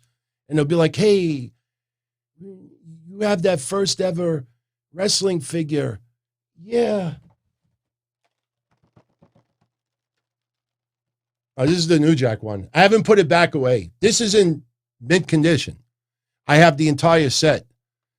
Don't even ask me how I got these. But yeah, that's the original New Jack one. I have the entire set. And it's clean. And the plastic's not yellow. I see these show up on eBay. Like, oh, never opened. You look at it and the plastic is piss yellow. But yeah, maybe 20 years from now, like a 60-year-old Triple H, 65-year-old Triple H will ring my doorbell. Hey, do you still have that figure? I don't know if I'm going to win it, but I am the high bidder right now. I put in a decent price. I think it's worth it. And I got this one guy, Cody, man. Shout out to you. I know he's probably tuning in. Motherfucker's like trying to beat me on that auction thing. I bid last night like 140. Son of a bitch outbids me. So I bid like 160 and I get outbid again. I bid like 180. So I'm like, today, I'm like, all right, fuck you. I bid 300. Ain't budging right now. So I joked and I wrote on Twitter because Karrion Kross posted on Twitter. Everyone bid on it. So I responded and I said, no, everyone, do not, under no circumstances, do not bid on that. I'm telling you, do not bid on it. So I could win it. For real. I'm really trying to win that shit. Now, the Scarlet one is only at like $80, I think, $82, but Scarlet's first one is up there as well. I haven't decided if I'm going to bid on hers also. It's not that I have anything against Scarlet, but if you're going to pay prime money for something, it sucks and you got to buy two things instead of one. It's like buying a printer and it doesn't come with ink. Like, come on, I only want to buy one thing. I don't want to buy two. Seriously, I like Scarlett. I have nothing against her. I think she's awesome. To me, I don't mean this in any perverted way because, I have someone, so I'm content. But to me, she's the hottest, the most attractive female in wrestling since Sunny. And, you heard the rumors that WWE may consider her with a tryout. She's not going to be there just as, as a manager. But hers is up there as well. So if you come across hers, bid and bid strong. If you come across his, delete. Just keep looking, pass that up so I could win that shit. So I could win it. By the way, this the head is still without the mask. I got invited to be on Raw Thunderdome. I passed it up. Sorry, there's like a light in the background. Yeah, I don't even like to have even a little bit of. Let me see if I can fix that. Yeah, I'm a little stickler to things. I'm sure you realize that now. But I didn't do Raw Thunderdome because I just had too much shit going on. But Friday, I'm invited to Thunderdome at 9 o'clock. So at 9 o'clock on Friday, I'm going to throw Deli Man back up. I'm going to wear the paper hat this time with the salami. And you'll see me on Thunderdome Friday night. I'll wear the Mets jersey again. So just look out for the big, bright blue jersey. Tori Wilson was very attractive as well. But I don't know. It's just, you know what it is with Tori Wilson? Tori Wilson, I don't think had as much of an identity as Scarlett. Tori Wilson was in wrestling a lot more years than Scarlett, but Scarlett has got that unique vibe and look about her. You know, like a lot of people like keep bringing up, what was that movie, Natural Born Killers with Woody Harrelson? You know, they bring up the couple from the movie and they keep comparing it to Karrion Kross and Scarlett. Tori Wilson at that time, like you didn't compare her to like a Hollywood star or a personality or you know what I mean? There's no identity. It was just hot piece of ass. And that's how we were convinced. That's how we were, basically told to treat Tori Wilson. They did Playboy. I mean, you look at all the shots of Tori Wilson when she would go out, the camera would always be like this, focusing on her features. That's what that was. That was the attitude there. A lot of women it was about eye candy. So Tori Wilson, she still is beautiful, but I never really looked at her as a wrestler, or a women's wrestler. It felt like somebody who, got into wrestling, but the end picture was not wrestling. But it's nice that she's still attached to wrestling because she had a lot of fans back then. And she still has a lot of fans now, and she acknowledges them, which is a good thing. It's a good thing. Yeah, Scarlett is a sinister woman, character-wise. I hear nothing but nice things about her outside of wrestling, but she's got an awesome personality. Now, so, like we said, Diamond Mind showed up yesterday. I'm assuming Roddy is going to be the leader of Diamond Mind. I think that there are more members that are going to be part of Diamond Mind. Arturo Ruas, like I said, he's actually not bad. I don't know how much he's improved, since we got to look at him. And I really don't view Raw Underground as really like judging the guy, even though it was just, a moment. But there's going to be some additional members on this. Now, one thing you got to understand about Hideki Suzuki, he is 41 years old. I'm not saying that 41 is too old, but he's 41. And I don't know how much they're going to utilize him as a standout person. I could see him teaming with Roddy. Maybe we will be privileged to see Suzuki versus Kushida one time. I don't know about Tyler Rust. He's talented. I like the guy. Just something that just doesn't connect with me with him. And it's not, I make the joke he looks like a 5'9" James Ellsworth or 6 foot James Ellsworth with longer hair. I know it sounds like I'm saying mind, like mind, body, soul. Diamond Mind. Sounds like I'm saying mind. I know. That's my New York accent. I can't help it. But look, I watched it again this morning, and I like what I saw. I mean, look, one thing we did say yesterday that hasn't changed my mind. I mean, look what they came out with. They came out wearing like sweatpants. It looks like sweatpants, sneakers. I mean, it almost looks like Imperium outfit. Are we going to see Imperium versus Diamond Mine? I don't know. I would have thought that we would have saw their hands taped like the graphic, or maybe they have bare feet, because all you saw in the thing was bare feet kicking punching bags, and the CM Punk, they look like CM Punk wrist, right? They came out nothing like the graphic. So let's see what happens. I keep an open mind. Hideki Suzuki, you seek out some of the matches. I wrote 2 down. Well, one that I knew already because didn't happen too long ago. Him versus Timothy Thatcher at Bloodsport, which was not a bad match, but it gives you a good idea of what Suzuki could do. But you look at his work. I mean, there have been people in Japan that had said he is one of the most talented stars in Japan. And you think of Okada and others, to see his name thrown out there. And this was not in the last two months. You go back and you see what people wrote in 18 and 17 and 16. Guy's been wrestling for over 15 years, and he got trained by Billy Robinson. He is very old school and big striker. So go check it out, man. Go check it out. I mean, look, I know Roddy's wife was going to be Marina Shafir. That's who she is, right? I mean, look, you never know. They could bring her back. One thing I will keep reminding everyone, what I've been saying, and I know nobody's reporting it, but it is going to happen. Before the year is over, you're going to see some people brought back from WWE that were let go this year and last year. I don't know how many, but WWE, once they get the ball rolling, they are going to bring some people back. And you might see, 1, 2 people let go in the process. It's going to happen. I don't know how much that affects NXT. We got Samoa Joe back, which is great.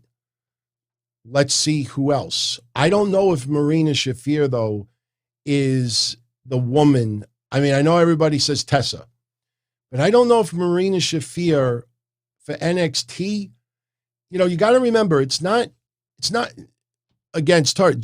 Jessamine Duke is good too, but this is what you all got to really stop and think about. It's not about Jessamine Duke. It's not about Marina Shafir. It's about who they're going to face.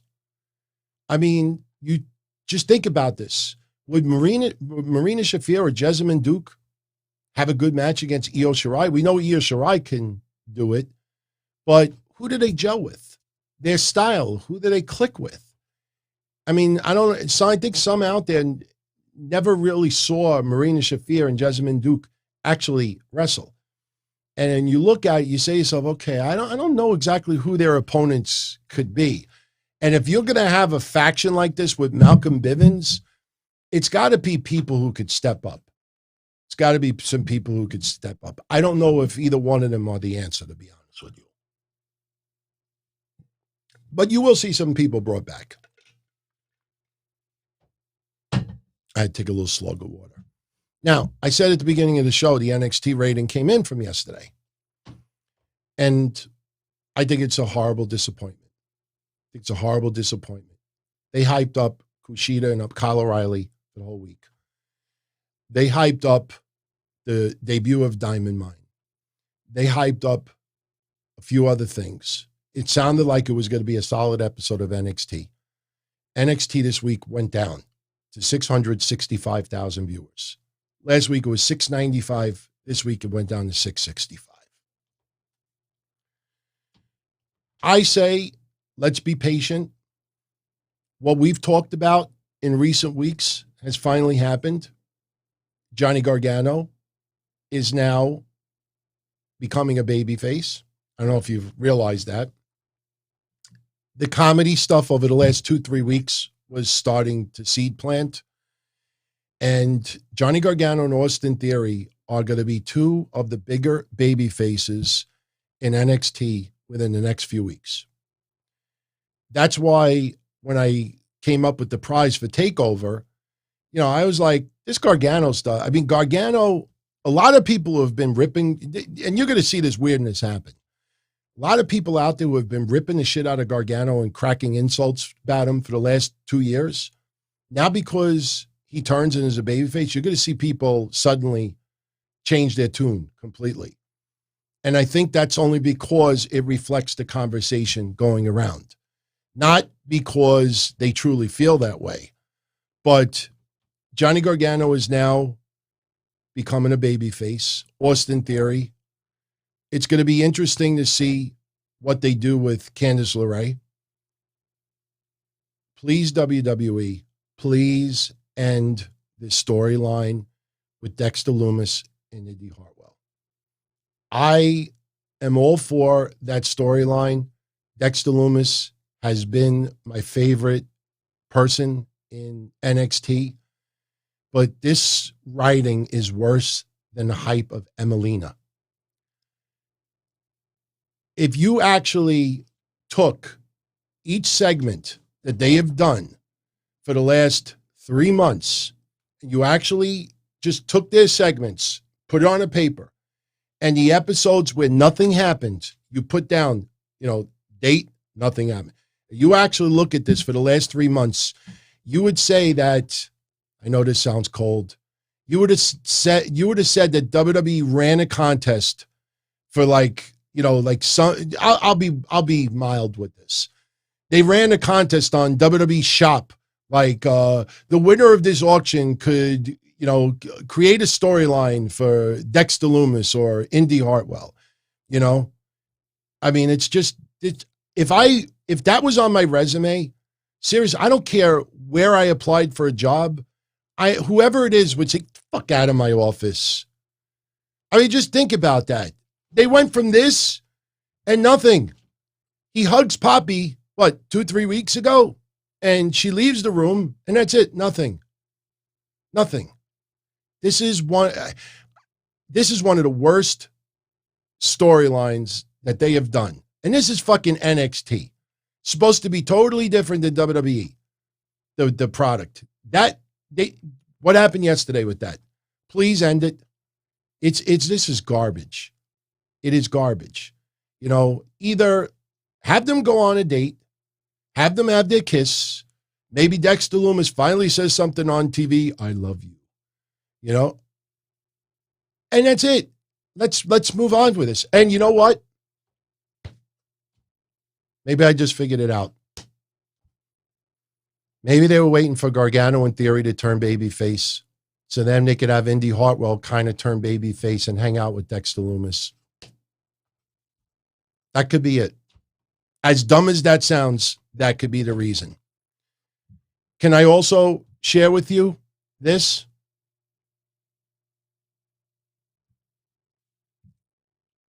When you had Johnny Gargano come out in the ring last night, he talked about how the way has a new way. He talks about how we need a new NXT champion. He said that when he was NXT champion, it was paradise. He criticized Karrion Kross yesterday. Karrion Kross is not the answer and blah, blah, blah, blah. He's not, he wants the way. And the fans are getting behind Johnny Gargano. So what happens? Johnny Gargano and Austin Theory, last night, they beat Pete Dunne and Oney Lorcan. After the match is over, Karrion Kross nails Gargano to massive boos. I love, they finally took a direct. This is what I've been saying. I know people will tweet about it now for 60 likes, but for the last 2 or 3 months in frustration, I know I have probably brainwashed you and bored you to death by saying repeatedly that pick a direction for Karrion Kross and stay with it. 1 week he's acknowledging the fans. The week after they're piping in crazy boos on a soundboard. The week after that he's beating up a heel. The week after that he's beating up a babyface. The fans don't know how to react to the guy. Adam Cole comes out there and hands him his ass. And the gushers, the goofy gushers online, making excuses. And he's got gas station arms. He's scrawny as fuck. The fuck does that mean? The crowd was indifferent to Karrion Kross. William Regal comes out there the first time, Karrion Kross, this is my show, not yours. Crowd's like, no.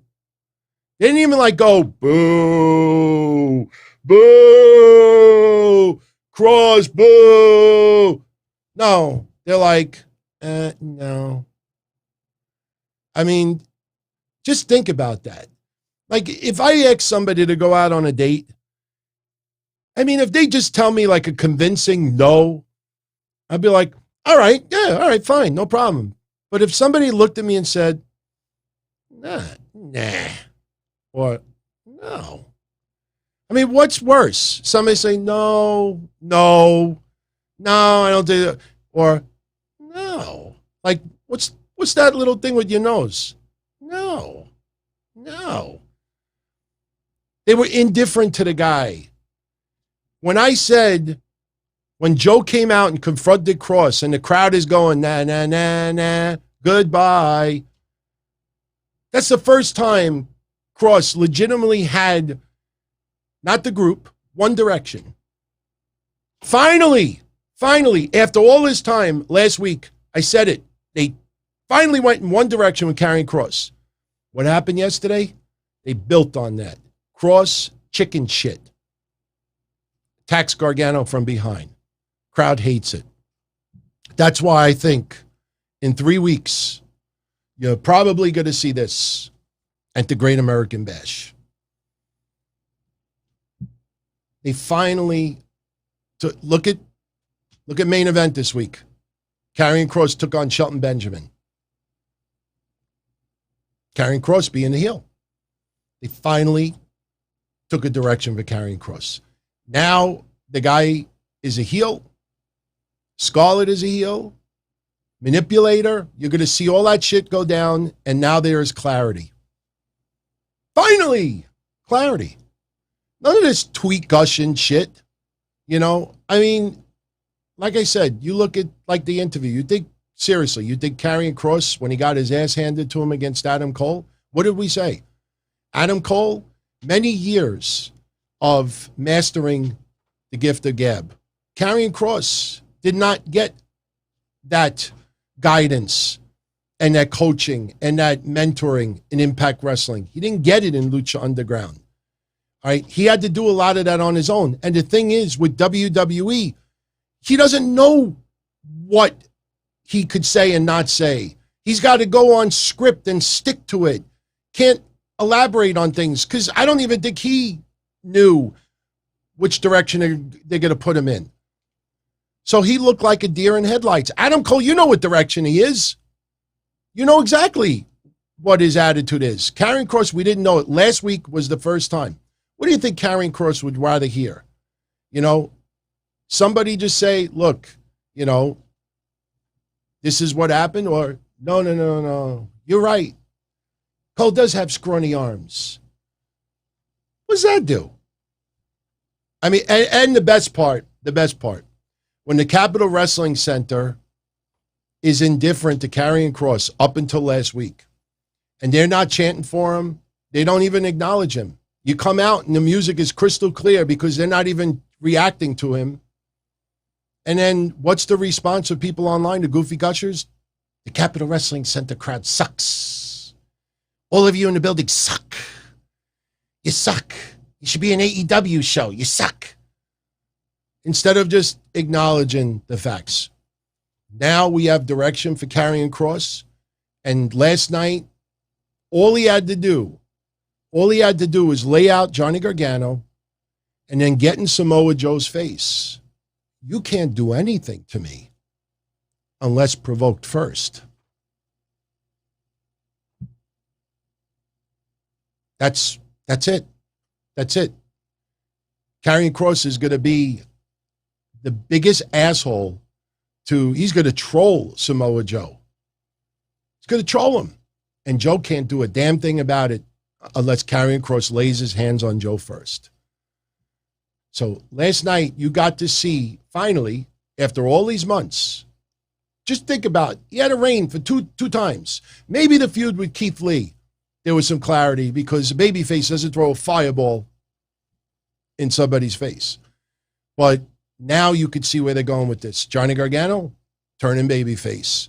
Karrion Kross, conniver, manipulator, big time heel. And it's fabulous. Fabulous. What took WWE so long? That's how you work on something, Better late than never, but let's see what happens with the Great American Bash. I think we will see Kross versus Gargano. I hope we do. I think it'll be a lot of fun. It still amazes me, the people that kept saying that, oh no, Kross should lose at TakeOver so he could go to the main roster and feud with Roman Reigns. Please, I beg you, P.O. Box 140128, Howard Beach, New York, 11414-0128. Send me whatever you're taking. Send me whatever legal. Send me whatever you're ingesting. Please, I want to have that kind of like whacked out view. I don't smoke pot, but I want to feel like I'm stoned when people are saying that. How many people actually said that?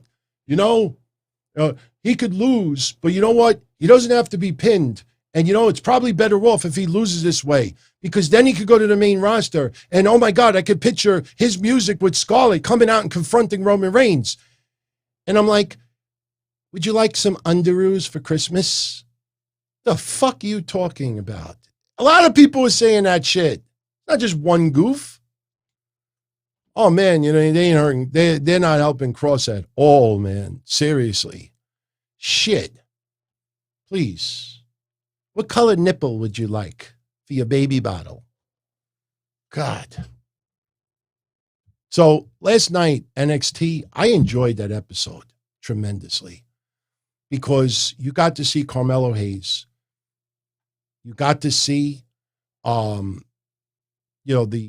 progression of Gargano and Kross. By the way, Pete Dunne and Samoa Joe. Now, WWE's got to be careful about something with Samoa Joe. I don't know if you've seen this in the last 24 hours, but I've seen it a lot. Last week, Samoa Joe chokes out Adam Cole. Cool. Look great. Samoa Joe face-to-face with Pete Dunne. Samoa Joe throwing Johnny Gargano out of his office. But that was more of like, get out of here. Samoa Joe and Karrion Kross. A couple of stare downs, some words. So now all you're reading online in the last 24 hours is, man, I can't wait for them to do Joe versus Dunne. Man, I can't wait for them to do Joe versus Cole. Man, it's going to be epic when Joe takes on Kross. Remind yourself that we don't know how much WWE promised Samoa Joe he's going to wrestle. He got released less than 2 months ago because he wants to wrestle. They wanted him to not wrestle. Joe wanted, and I believe what I said is the reason why. We're still in COVID. There's a lot of promotions out there that are suffering, that it's going to take them a long time to rebuild. They're not getting Biden handouts. Oh, now we could hire Braun Strowman. It's not going to work that way. I think Joe, if we didn't have COVID, I think Joe would be in another promotion right now. But because we had COVID and because a lot of these promotions do not have that extra fundage that they can spend on some people that they want to, Samoa Joe reached out to a lot of people and a lot of places. How many times have you all dealt with this? Just a good comparison. You've all seen my black Lincoln Mark 7, 1991. I've used it in skits with wrestling. I love that car. I took it out yesterday. That car I own now for about 18 years. Okay? You'll see where I'm going with this with Samoa Joe. I own it for about 18 years. 5 years before I bought that car, the guy that owned it worked for Ford, and he lived in upstate New York. And he went on a message board, the Lincoln Mark 7 Club we're all part of. And he's like, hey, just putting some feelers out there if anybody might be interested in buying my car. And that car is awesome. I still have it. The car's 30 years old. and there's a reason why I still have it. I drive down the street, and almost every time somebody will say to me, man, that fucking car is nice. You know, it's a car you don't see anymore. So there was a lot of people like, oh my God, if you put that up for sale, please, you know, reach out to me. I'll take it. All these people. Now think of, instead of the Lincoln, think of Samoa Joe. So what happens about a year after this guy posted that?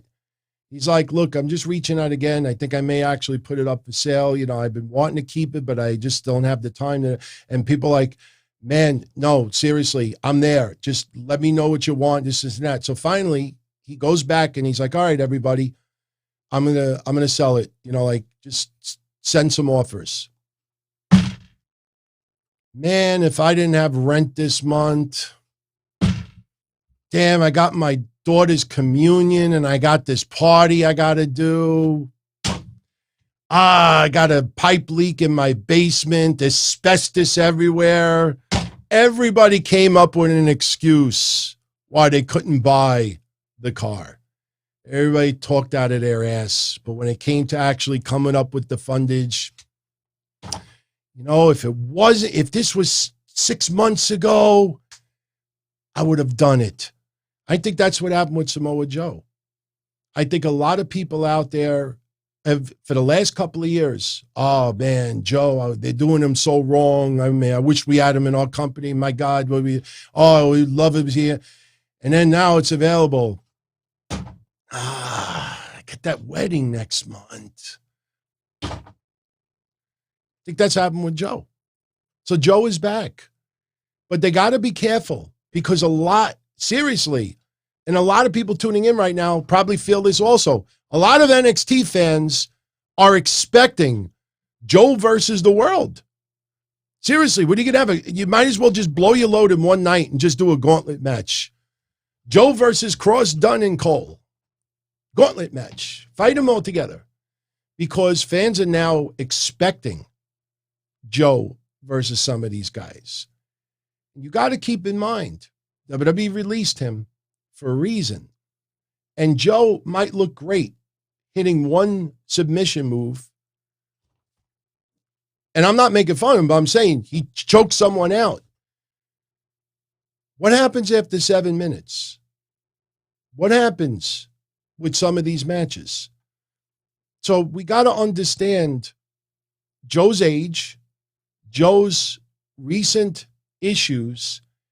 What's going to happen if he hits that ring and it fails miserably, or if the matches are not very good? I want to see it, but if I were WWE, they got to be careful with this. Look, they want to make Joe right now look like he's the sheriff, he's the authority.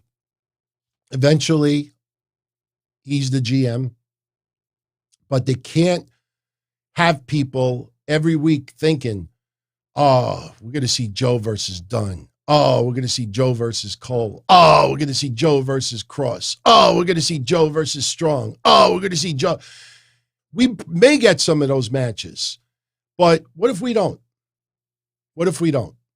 Then all you're going to hear is bitching and complaining. Oh, they teased us. Why the fuck are they not using Joe in the ring? Why is he just standing in the back, dripping sweat, doing nothing? So they got to be a little careful. They got to be a little careful with that. Holy shit, we've gone an hour and 53 minutes? How? Oh my God, how did we do that? That's insane. How did we do 2 hours already? Holy shit, is that legit? I just looked at the time. I'm not BSing you all right now. I'm not joking. I've been doing this 24 years. Maybe 10 times in 24 years, I did a show and looked at the clock and it was 2 or 3 hours. And I was just like, what? I thought maybe we did 45 minutes or an hour. I'm just blown away right now. I guess we had some awesome combo tonight, but holy shit. This show's it's obviously not just talking about NXT. We had some great combo about AEW before and other things, but you know, this show is going to be longer than the NXT episode. Stefan Beck, yes, I got your email. And absolutely, man. Come, we're going to get together, you know, and keep in mind too, you know, JD from New York is going to be hanging out. I don't know if Jason Solomonster is going yet. I honestly don't think Wrestling Soup is going to be able to go, only for the simple reason that, you know, I don't want to let the cat out of the bag, but in late August, you might see us in Washington, D.C. for something. And, you know, it's not easy for Mish to just start touring the world right now. You know, there's expenses, you know, there's also real life things going on.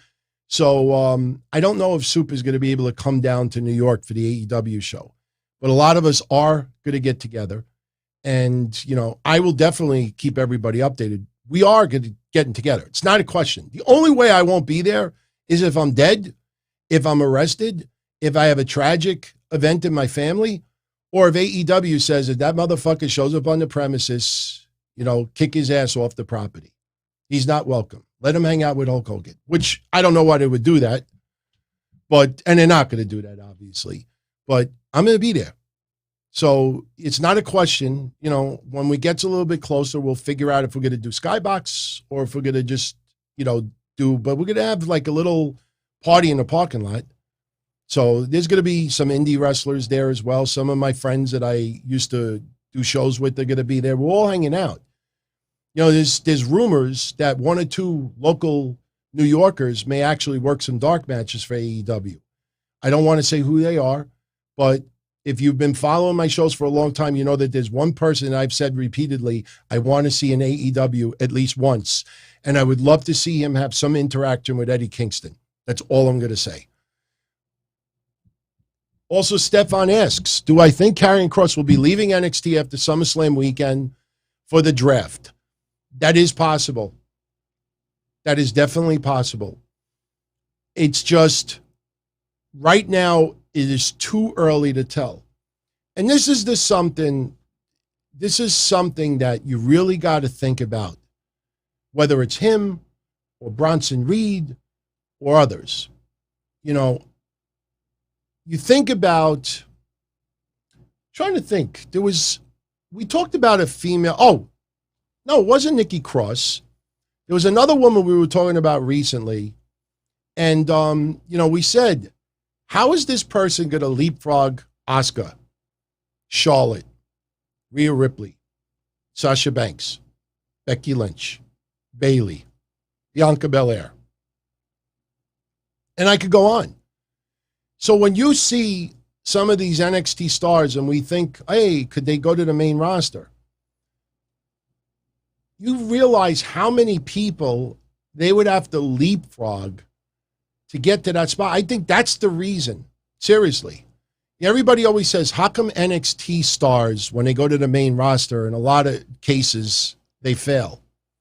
Or it's a disappointment. Disappointment, I think, is better. Fail, I don't think anybody failed. I think it was disappointment. People bring up Keith Lee. People bring up Aleister Black. People bring up Andrade. People bring up some others. Why is it a disappointment? I think the reason being is because when you have Keith Lee in NXT, there might only be one or two people higher than him on the food chain. You go to the main roster, he's not surpassing Drew McIntyre. He's not surpassing Bobby Lashley. He's not surpassing this person, that person, this person. If he goes to SmackDown, he's not going to go past Roman. He's not going to go past this. And then you realize, okay, getting to the main roster is great, but then what? Then what? I mean, Riddle, you know, they brought him to the main roster, and what did they do? They had to make him look like a stone beach bum, happy-go-lucky guy. Would you like to buy a flower? And to basically keep the thought that, oh, he's not going for a heavyweight championship anytime soon. He's just happy on his scooter. And guess what? Now it's working. Now it's working. But do you expect Karrion Kross and Scarlett to have matching scooters and roll themselves down the ring? You know, just think about that. I mean, is Bronson Reed going to suddenly overtake Otis or overtake all the other giant big men. They got like 12 big men on that main roster. And suddenly he's going to leapfrog them all. You know, so getting to the main roster is fine. But then what? Then what? That's the thing. You know, let's see what happens in the next month or two. Let's get to SummerSlam. Let's see who has momentum. But right now, as far as SmackDown, you know who has the stranglehold. If you look at the wrestlers, you pretty much could figure it out. So you got to look at it and say, if this person goes to the main roster, how are they going to leapfrog all these others? Crowd reaction helps substantially. But, I mean, if the Capitol Wrestling Center isn't connected with you, could you imagine 18,000 fans? You know, and you don't want somebody to be over simply because they got the coolest entrance music or the coolest intro or the coolest. No, it's good. There's a lot more than that. There's got to be substance and not just the spice. So that's how I look at it. Crazy Cruiserweight. The WWE tag team list is revealed from 10 to 6. Can you call in tonight to reveal the names mentioned? We could do that if you want, or we could do that tomorrow. I leave that up to you. I mean, I did see the 5 teams. I'll leave that up to everybody live right now. You know, because remember, tomorrow night we got a show, and it's Q&A, AMA, calls all night long. So Cruiserweight would prefer to do it now. Yeah, I could do it. I have the phone in here. Just stand by for a minute. Because we've been talking. You know what? How's this? We let Cruiserweight reveal the 10 to 6. Have a couple of quick thoughts on it, and we'll elaborate a little bit further tomorrow. So, yeah, we could do that. We could do that.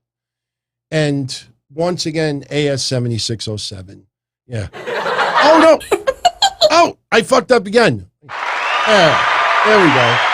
Everybody's cheering. Happy birthday. I got to label the soundboard better.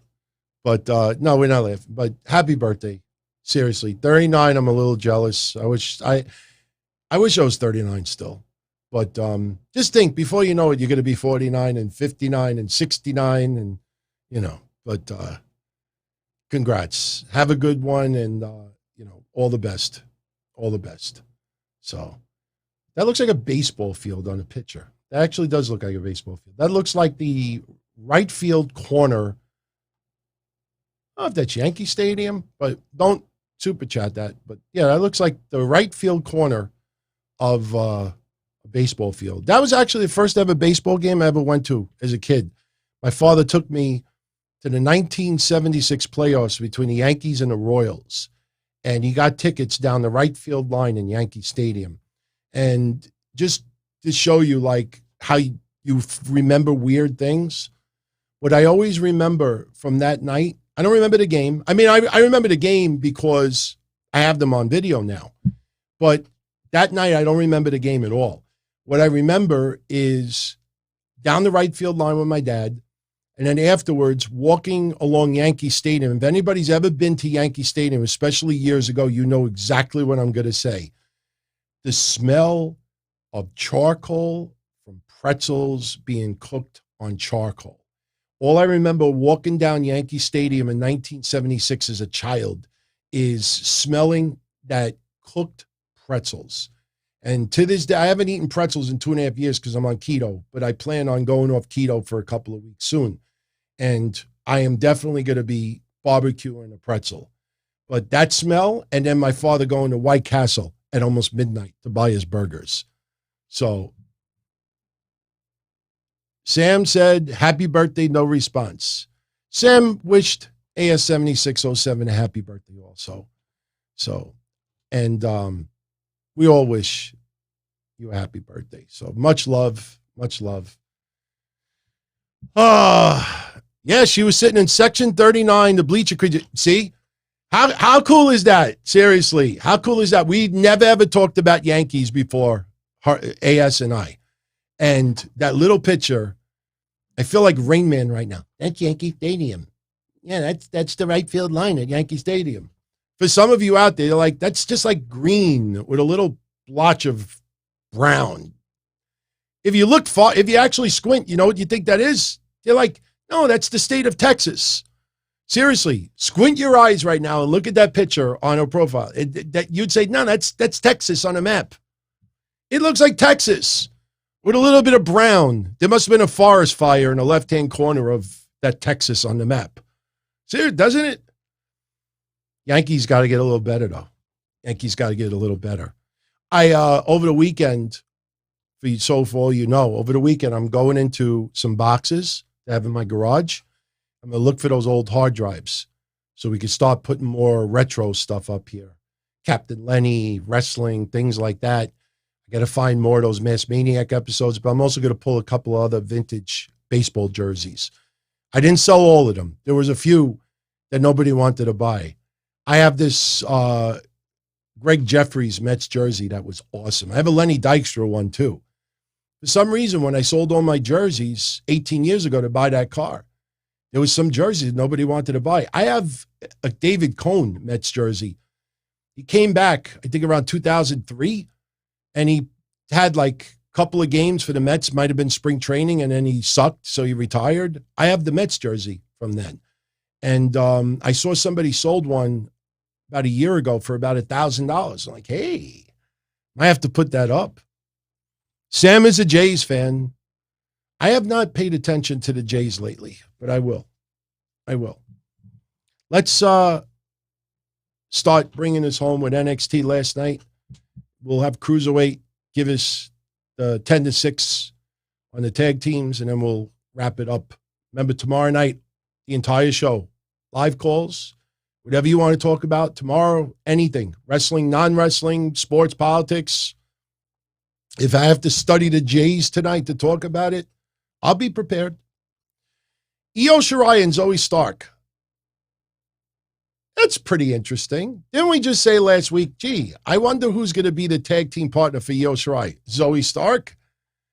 I mean, that is a makeshift tag team. That is called, we don't know what the fuck to do with Io Shirai since she's not women's champion anymore. And look, I like Raquel Gonzalez. You all and I have been singing the praise for her for almost 2 years. Year and a half ago, she was the one that we were all saying, pay attention. Pay attention. She's putting it all together. This championship reign, yes, COVID is part of it, but her championship reign has not been a very good one so far. And now they're milking this split between her and Dakota Kai. Eventually, Dakota Kai is going to want to wrestle Raquel Gonzalez or vice versa for that women's championship. I mean, I don't know what's going slower. That tease or Dexter Lumis, talking Indy Hartwell. I mean, okay. The women's tag team division in WWE, to be honest with you, it is horrendous right now. It's horrendous. You look at Raw and SmackDown, and you look at the tag team division there. There's like 2 tag teams, maybe 3. WWE right now, you should take, all of us should really take close look at women's tag team wrestling.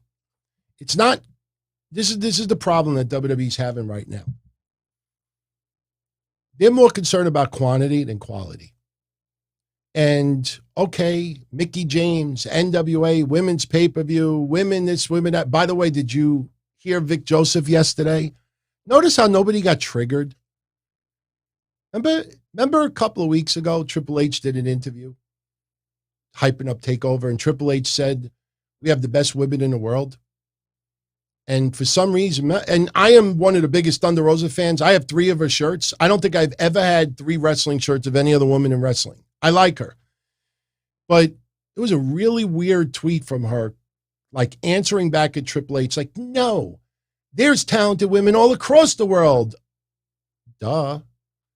Every promotion touts their roster as the best, greatest ever, the most talented. Triple H saying you want the best women's wrestling, you check out NXT. or you check out WWE. That's pride. That is cheerleading for your roster. That's what you want to hear out of a boss.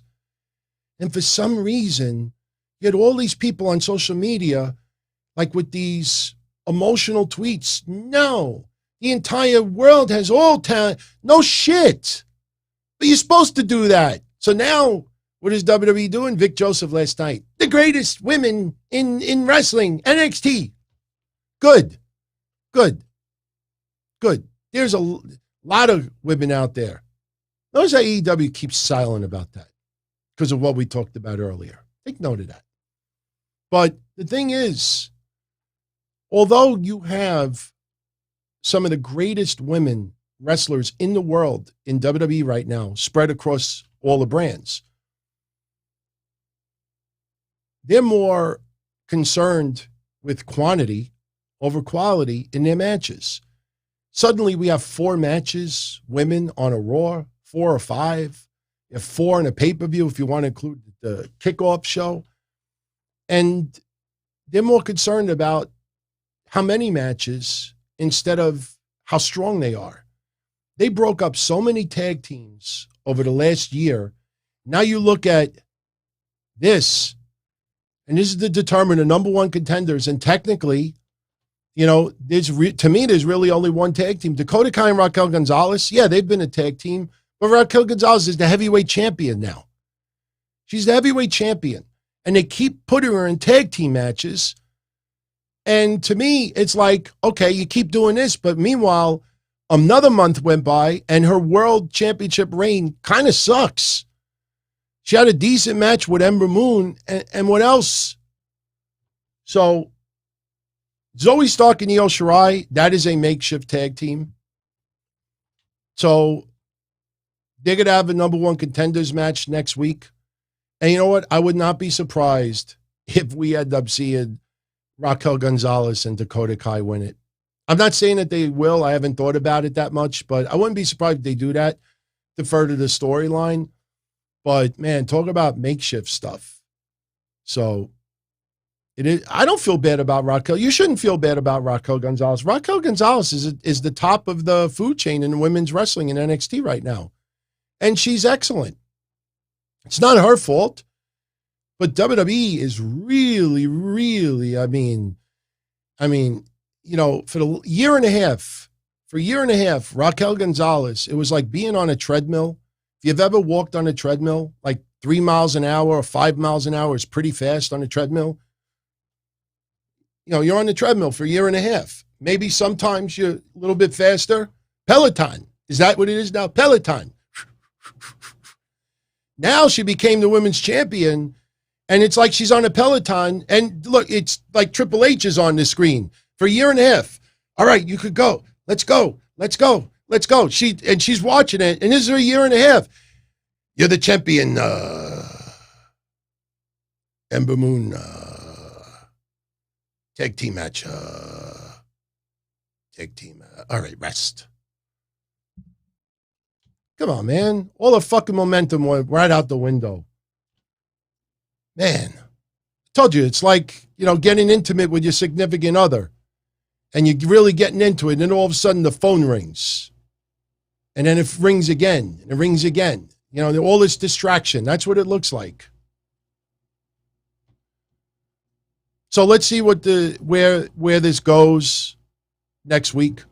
But last night, Io Shirai and Zoey Stark beat Jessi, Kamea, and Aliyah. By the way, I think it's only a matter of time that Franky, Monet, Aliyah, and Jessi, Kamea have their own 3-women faction, and Robert Stone, the boot. Robert Stone brand will get the hand. It was pretty funny with the dog snapping at Robert Stone yesterday. That was pretty funny. So, but Robert Stone should be very, very happy that he still got a job. He must do a lot of stuff behind the scenes, and I like him.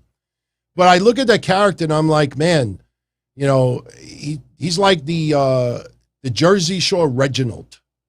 Seriously, he's like the Jersey Shore Reginald. Only Reginald could do acrobatics. Robert Stone, you know, is Robert Stone. I like Robert Stone, but I look at the overall picture of WWE and I'm like, Man, I'm a little surprised that he's been in that role that much. So, Gargano knows the theory be Pete Dunne and Lorcan, like I said before. Kross attacks Gargano after, gets heat from the crowd, loved every minute of it. Let's see if the match is announced for Great American Bash. I think that's where they're going to go. Franky Monet over Elektra Lopez. Elektra Lopez, what was her name? Someone in the chat room, if you don't mind, help me. I can't remember her name, and I can't look it up right now, but she actually has, WWE recently signed her, and I'm drawing a blank on her name. She's actually pretty good. No, I know it's Elektra Lopez. What was her name before Elektra Lopez? I can't remember the name right now, but she's actually not bad. Chrissy Rivera, thank you. Thank you, Cruiserweight. Chris, Segovia, Marvin. Oh, Chris and Marvin Segovia. Cool. We either got brothers, partners, or father and then son, or cousins tuning in right now. Is she really Lashley's ex-wife? Holy shit. I did not realize that. Wait a minute. All right. Mike, or any of you out there, was she married? No, she couldn't have been. She couldn't have been. Was she married to Lashley when Lashley got let go from WWE years ago? And Lashley, anybody remember that? Lashley went on his website or went on some page or maybe social media and said that he's going to reveal something soon. And then it was deleted almost immediately after. Okay. All right. Yeah, it makes sense. All right. Everybody's saying she was not Lashley's ex-wife. Yeah, it didn't make sense. Did not make sense. I remember Lashley when he got let go. Trust me, I would have remembered Chrissy Rivera. Yeah, it makes sense. Crystal Marshall, that's right. Crystal Marshall. Yes. Oh, and Marvin. Okay, cool. They're twin brothers. Awesome. Chris and Marvin. Shout out to you, man. Twin brothers. You know what would be cool right now? Twin likes. Seriously, twin thumbs up. By the way, just want to let my friends out there that are tuning in right now on Facebook and on Twitter, Periscope.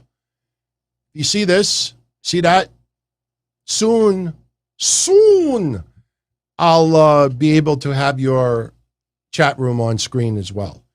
I'm working on like 5 different technical things at the same time.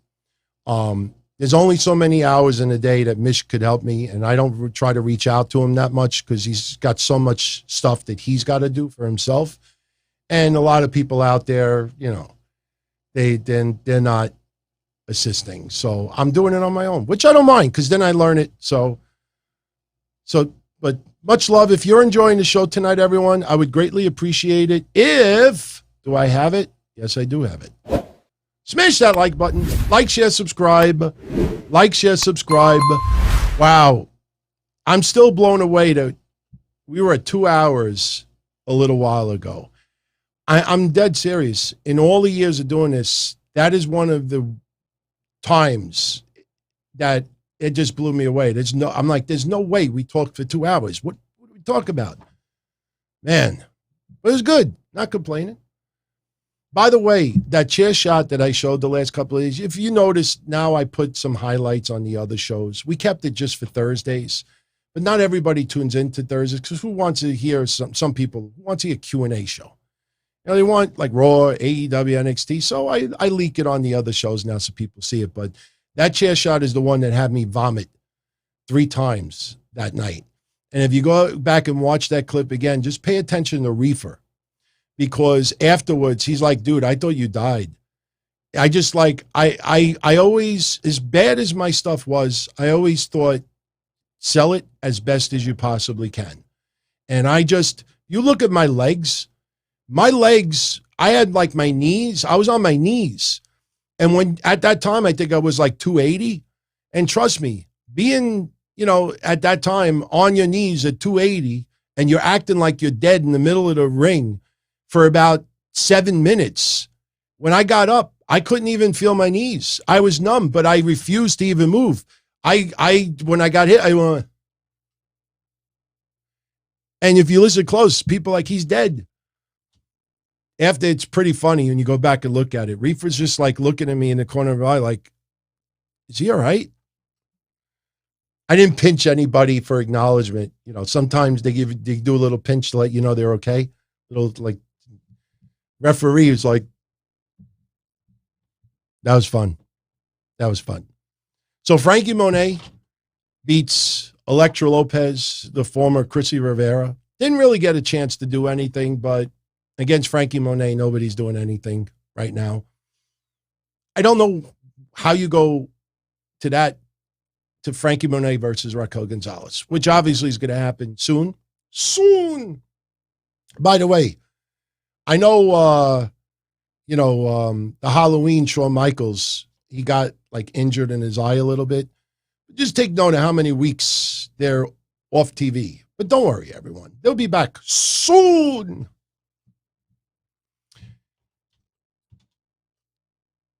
AJ Francis. That is the real name for Top Dolla. AJ Francis, Top Dolla, is becoming one of my favorites. That guy just became a wrestler. Very short period of time. Former football player. Tried out for many teams. Would make it, get cut. Make it, get cut. Make it, get cut. He's only, I think, like around 30 or 31. But yesterday they had Hit Row beat Everrise. Everrise is, but I'm freaking, out of that whole group, I'm liking Top Dolla out of all of them, man. I'm really, really enjoying Top Dolla's work. Even like this, what my favorite part was? When he looked at Bronson Reed, you're not even from North America. I was like, oh, bitch slap.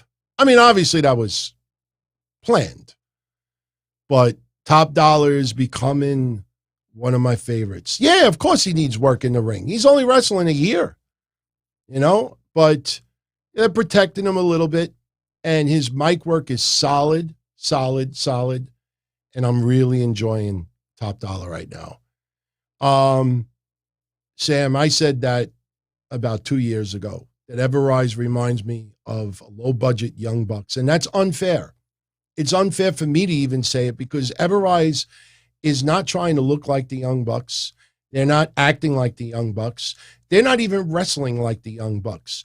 But because of their size and because their outfits look remotely similar and because of one of them's got like a similar hair, and that's why people look at them as the Young Bucks. And look, in all honesty, if I was Everrise, I wouldn't change up my outfits because of that. I'd be pissed off. I'd be like, fuck that, man. We worked our asses off for a lot of years to become where we are, and we didn't do it because we wanted to be the Young Bucks light. So if I was Everrise, I would never change my gear. But the problem is a lot of people, because they see the Young Bucks wrestle today, the names are brought up. Lee brings up a good point. They remind him of Edge and Christian. I think that's more because of the comedy stuff and everything. But Everrise is not a bad tag team. The problem is they never clicked with the fans. And WWE has that formula that they always try to go to comedy. And again, Grizzled Young Veteran soon will be doing comedy shit. You mark my words. I predicted that about FTR back in the day, the revival. People thought I was nuts. He said, you watch the revival. They're going to do comedy shit with them because they can't connect with the fans. Next thing you know, they're in the shower with the Usos scratching their nuts. Yeah, I like Top Dolla. AJ Francis is not a bad guy. You look into his profile a little bit outside of wrestling. Good people from what I know. So Kyle O'Reilly beating Kushida, non-title match, fun match. Like they have every week, there's a different theme. It's Ravioli Week. It's, Dog Day. It's Animal Lovers Day. It's Lasagna Day. Every week there's a theme. Every month there's a theme, and obviously very worthy causes and strong. I'm not saying everything is like that, but they got to come up with no fruit roll up month, for the month of July, abstain from fruit roll ups. WWE's doing too many of them. I bring it up on AEW also, but I mean, ever since I said that about 8 months ago, it's out of control. It's and what's so bad about it, and I brought this up before, is, I've seen roll-up victories since I was a kid. But the difference is now it's the cop-out way to have someone lose, without eating someone's finisher for I brought this up on Patreon yesterday. I'm going to say something right now. I guarantee you never thought about. You never, ever thought about. And when I say it, you're going to be like, holy shit. I want you to think about this, okay? Kushida and Kyle O'Reilly have a great match yesterday. Take the hat off for a little bit. Kushida and Kyle O'Reilly yesterday have a great match. And it ends on a fruit roll-up, okay? Now, WWE, when they do these roll-ups, it's a cheap win, but they also try to play it. At any given time, somebody could, that quick you could lose. And that's what they did yesterday. Now, in some matches, it obviously should happen. A heel, when they used to roll someone up, they would grab the tights. Sometimes you would see ass crack, and you'd do the tights. I mean, one of my favorite fruit roll-ups of all time was when Mikey Whipwreck pinned Steve Austin in the ECW arena. And we had a moon over Broadway. So fruit roll-ups are definitely done. If done in the right environment, they should happen. But now they do it as a cheap way to get out of a match. Oh, we're going to have this epic match. And we don't want Kushida to eat Kyle O'Reilly's pin and vice versa. We don't want it to feel like someone is being de-pushed or someone else elevated. So we'll just have an abrupt roll-up finish. Now, if you think that I'm way off on this, I'll give you a great example. Brought this up yesterday.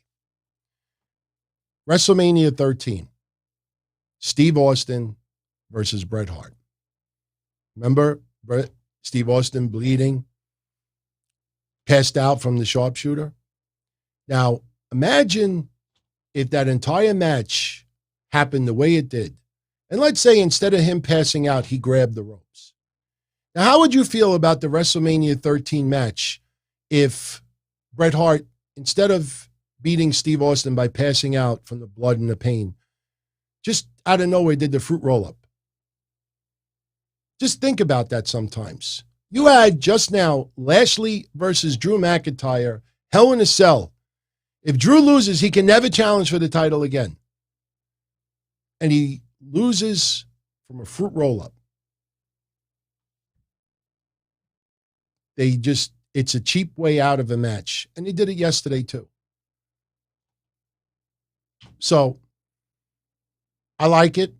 Now, again, last night, when Adam Cole came out and attacked Kyle O'Reilly, like, okay, Great American Bash, they'll be facing each other to hype it up, turn the TV off, and started my Patreon show.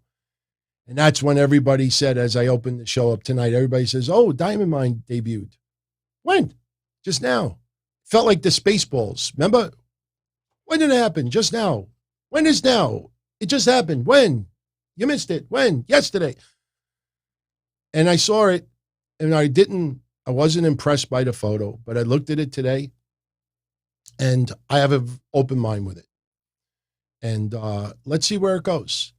I mean, Roderick Strong, obviously, is, it's upper-tier talent, and Hideki Suzuki, people will realize very quickly how special he is. I expect more members of Diamond Mine. And I like the fact that Malcolm Bivens is going to be the one leading this all. Malcolm Bivens should have had a bigger role on TV. I think of Indira Shear and that dopey move of revealing Keith Lee winning the championship. I don't know who in wrestling, like when you become a wrestler, or if you're aspiring or you're just putting the rings up together and you get the privilege to watch something that's recorded for a future date being aired on TV. I don't care how happy you are for someone. I don't know how that moron thought that it was acceptable to go on Instagram and reveal to everyone that Keith Lee won the belts and posted the fucking photo. And that killed their push. That killed Malcolm Bivens being on TV. And Malcolm Bivens was left with Tyler Rust, which for some reason didn't ever feel like it clicked. So now he's got a whole faction, add some names to it. Last night they did a recap of LA Knight knocking out Ted DiBiase. You know, Ted DiBiase selling that punch pretty good. And then Cameron Grimes shows up, and who was the wrestler? They had the red streaks in his hair. He made a joke about Ted DiBiase, so Cameron Grimes laid him on his ass. Piped in cheers from WWE soundboard. But it's amazing that now I'm enjoying Cameron Grimes a little bit. So he returns to action next week. So maybe someone in the chat knows who it was yesterday. I don't know who Cameron Grimes laid out, but great segment. Great segment. Next week, by the way, we are going to have face-to-face Thatcher and Ciampa and MSK. I don't know. You know, I don't feel like Thatcher and Ciampa are going to come out with these titles, but we still have some time to think about this a little bit further. I like MSK. We've talked about it before, but they're still awfully new, and I think the fans have not completely bought into them, no matter that they hung out with Kushida or Bronson Reed. You know, it's not enough. But we'll see what happens. We'll see. Look, I don't think Ciampa and Thatcher are going to turn heel. I want to see them against Strong and Suzuki, and I think that will happen. So that pretty much was NXT last night. You know, I thought it was a decent show, and I'm very disappointed that the ratings went down. It definitely deserved a better rating yesterday. Maybe in the next, I mean, I think Great American Bash will score, it's got to score 850, maybe more, but they shouldn't have to only have themed events on USA Network to get a decent rating. I just don't understand why so many AEW fans out there just absolutely are not interested to tune into NXT.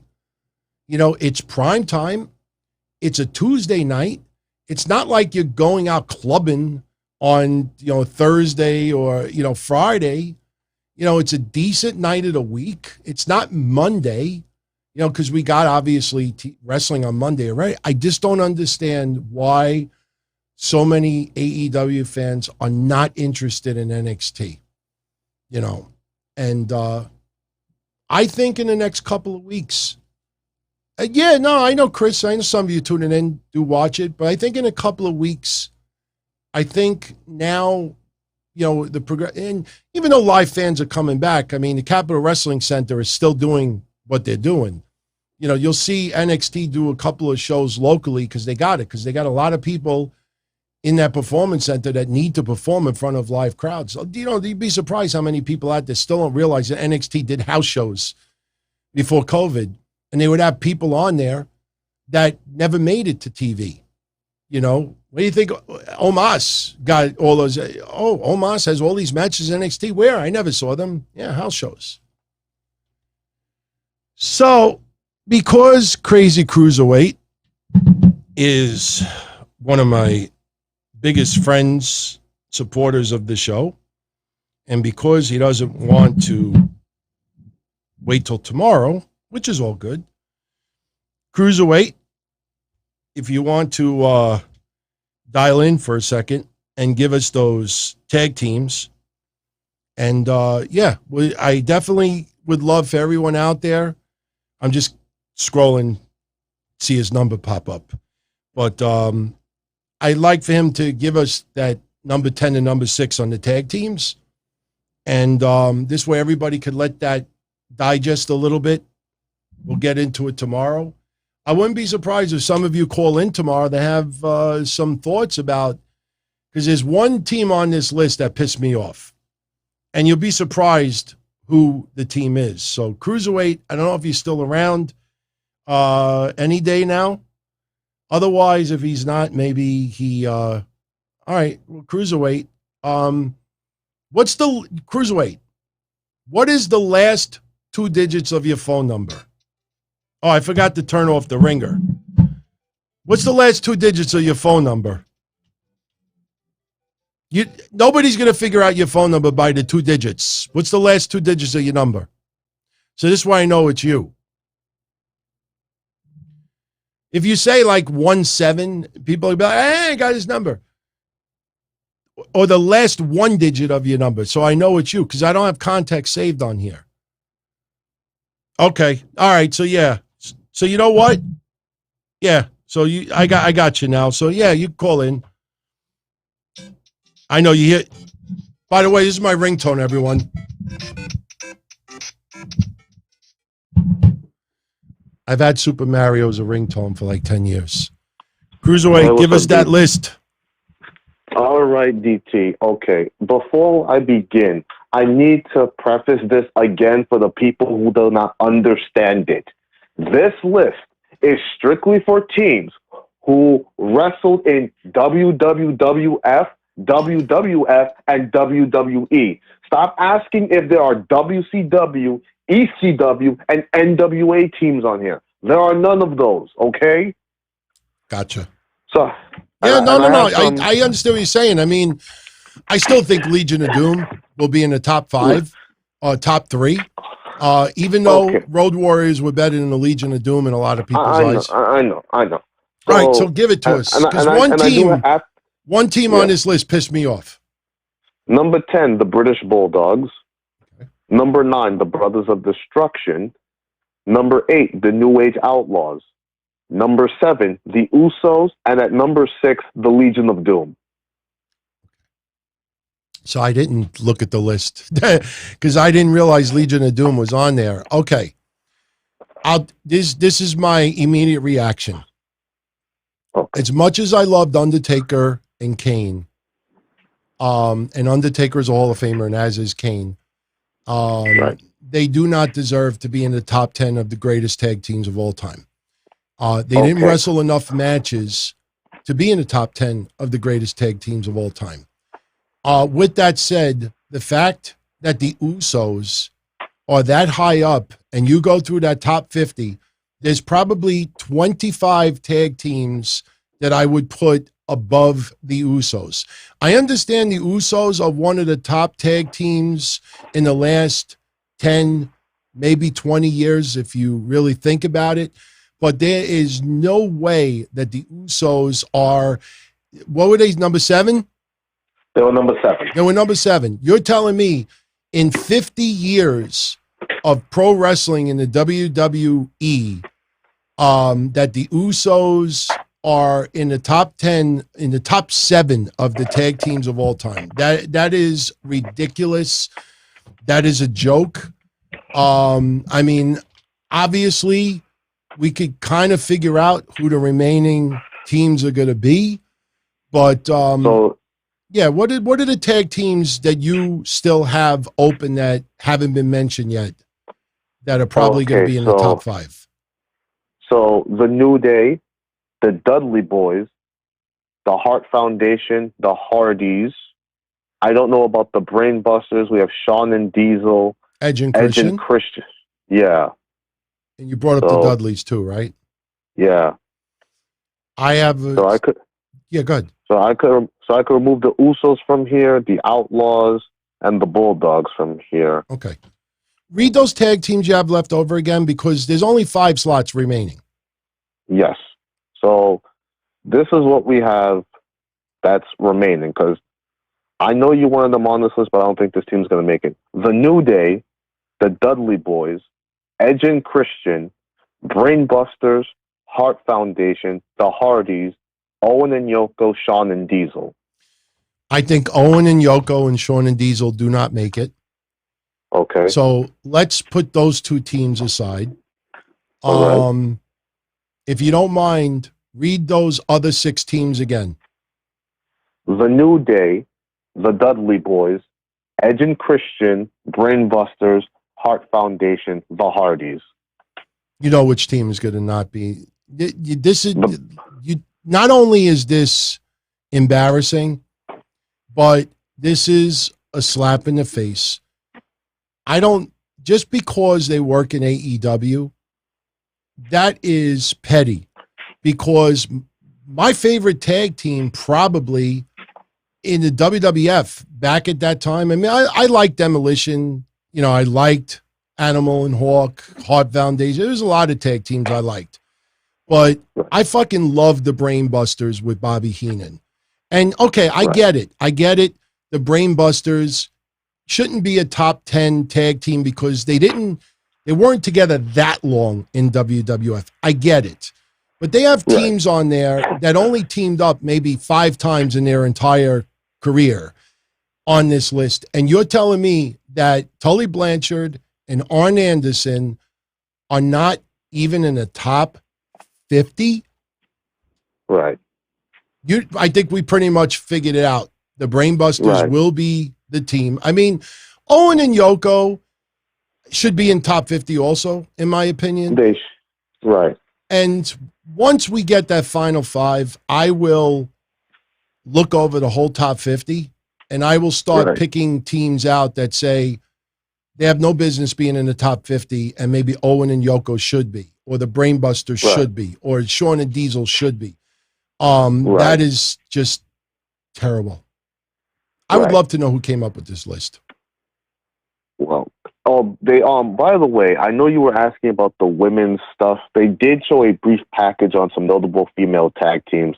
So they showed the Bellas, the Kabuki Warriors, Dakota Kai and Raquel Gonzalez, the Jumping Bomb Angels, Baszler and Nia Jax, the Glamour Girls, Ember and Shotzi, Nikki Cross and Alexa, Candice LeRae and Indy Hartwell, and the Golden Role Models. Notice I never mentioned the Iconics or Lay Cool.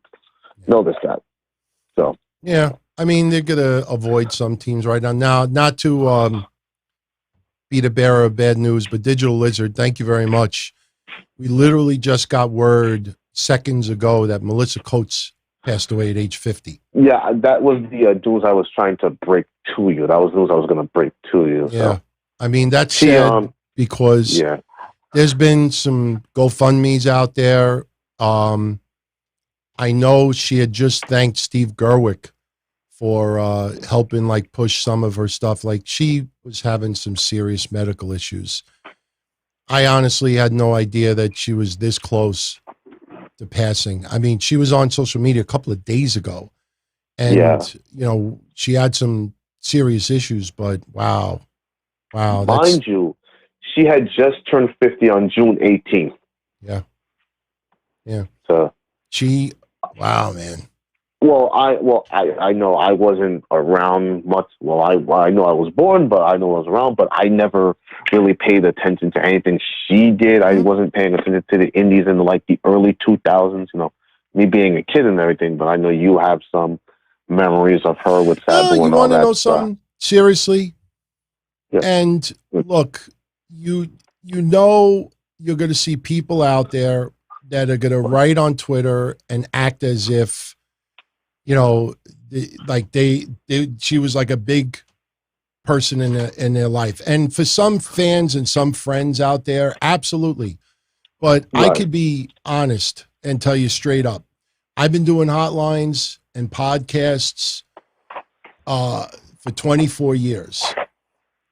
I really don't recall talking about Melissa Coates maybe more than 4 times in 24 years. She was one of those women out there, great physique, decent talent. You always thought that she was going to go further than where she was going to go, but she never got to the heights that a lot of us thought that she would. And even with fans, like you never really saw a lot of fans out there. Like she was one of those names that, you know, as far as personality, wonderful woman. Can't say, I don't know anything negative ever has ever been said about her. She was one of those women that probably about 15 years ago, you know, you would hear her name, April Hunter, Melissa Coates. You would hear some names bunched together, and you thought, okay, you know, maybe we could see her progress a little bit in TNA or maybe in WWE. And she never really got to the heights that I think a lot of us expected her to. So she was never really on the radar. Right. It's sad that it feels like the most attention she got is when she took ill. But still, right. I mean, yeah, cheerleader Melissa, I mean, that's probably, you know, the one everybody will point to. But still, I mean, Melissa Coates, you know, she was one of those like bodybuilder, but someone who had presence. Melissa Coates had presence. And it just felt like I wish she would have gone a little bit further in wrestling. But you know, it's sad to see somebody go out that young. It's sad to see someone go out, you know, in that condition. I mean, you know, it's one of those cases like when I say that, you know, there's a few people on social media that, you know, at times you get so tempted, you just want to expose and reveal the fraud, you know, but you also got to realize that for a lot of people, social media is probably all that what people have. Not to mention being locked down in COVID, but for her, going through what the pain and the illness and fighting, you know, getting that love and support on social media is probably made her feel better than pain medication. You know what I mean? So, you know, if anything, when social media is good, I think the outpouring of love and concern and sincere concern for her over the last bunch of months, that was nice to see. I wish that would happen when people weren't sick, but, you know, she's out of her pain. You know, that's not, you know, great consolation for her family and her closest friends and fans, but she was suffering. She was suffering, and she's out of her pain. She's out of her misery, and she could be free. You know what I mean? So it's sad, man. It's sad. You know, I think I don't want to speculate as far as the amputation, Lee, but I will tell you, I had an aunt, Jenny. She died, it's got to be about 30 years now.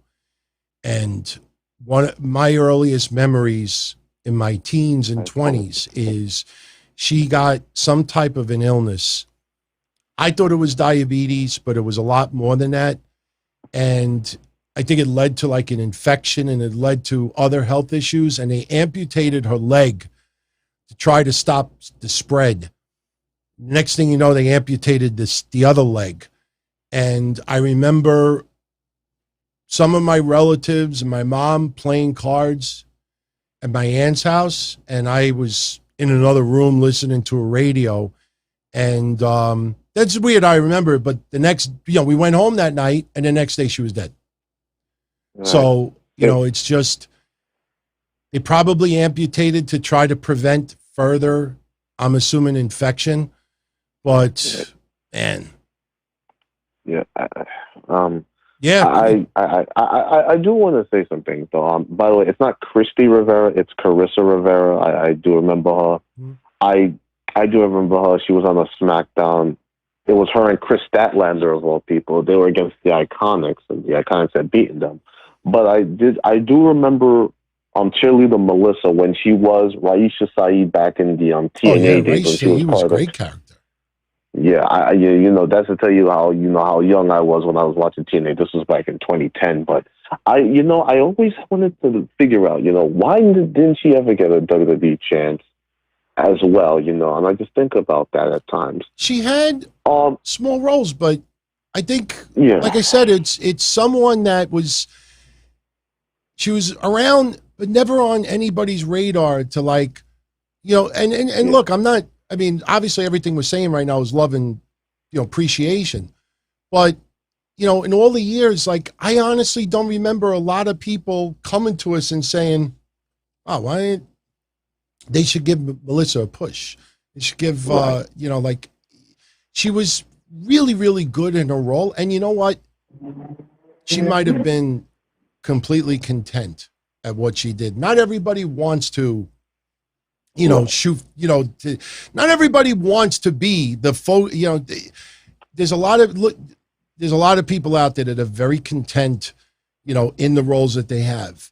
So I don't want to assume that she was held back or, anything like that, but lot of love.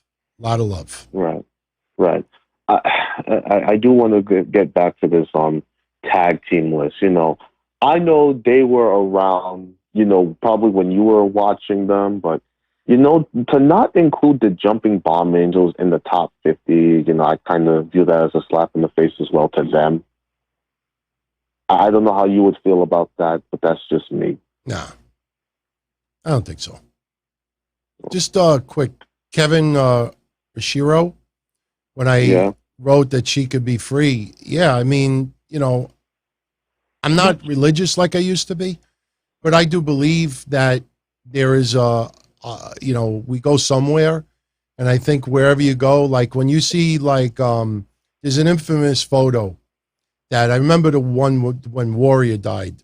They took a graphic, and you saw like all the wrestlers who were deceased were all at the pearly gates waiting for Warrior to come in. I think when you go there, there's no pain, there's no suffering. If you lost your leg, you got it back. The spirit carries on. That's why I say she could be free. I mean, I've had relatives, who passed from cancer very viciously, and we didn't want to see him go. I had my dog I had to put down. I didn't want to see him go. But I look back on it, and we all realize, like, if we keep people around and all they're doing is suffering, and there's nothing that's going to solve it, then it's almost a selfishness. That is it more that we're trying to save them, or we just don't want to let go. And she's out of her pain. I'll tell you the truth. The more I think about it, and you brought her up, Raisha Saeed is probably my favorite character of them all. Right. That was pretty freaking cool at that time. But you never looked at her and said, "Oh, she should be champion." It was just a good character. You didn't, but I guess it's like it's certain characters or people you look at. Like DT, younger generation than you. But I also believe that, for WWE to kind of ignore that they had WWF, two W's, not three, women's tag team champions, and pretend like it's a new thing, it's kind of a slap in the face to those females who came before. I understand you didn't have as many tag teams back then, but, to just put them in a package situation, that's just me. It's like, I'm not saying all of them should be on there, but if you put at least 2 or 3 of them on there, that's kind of fine. That's just my opinion on that. No, I agree with you.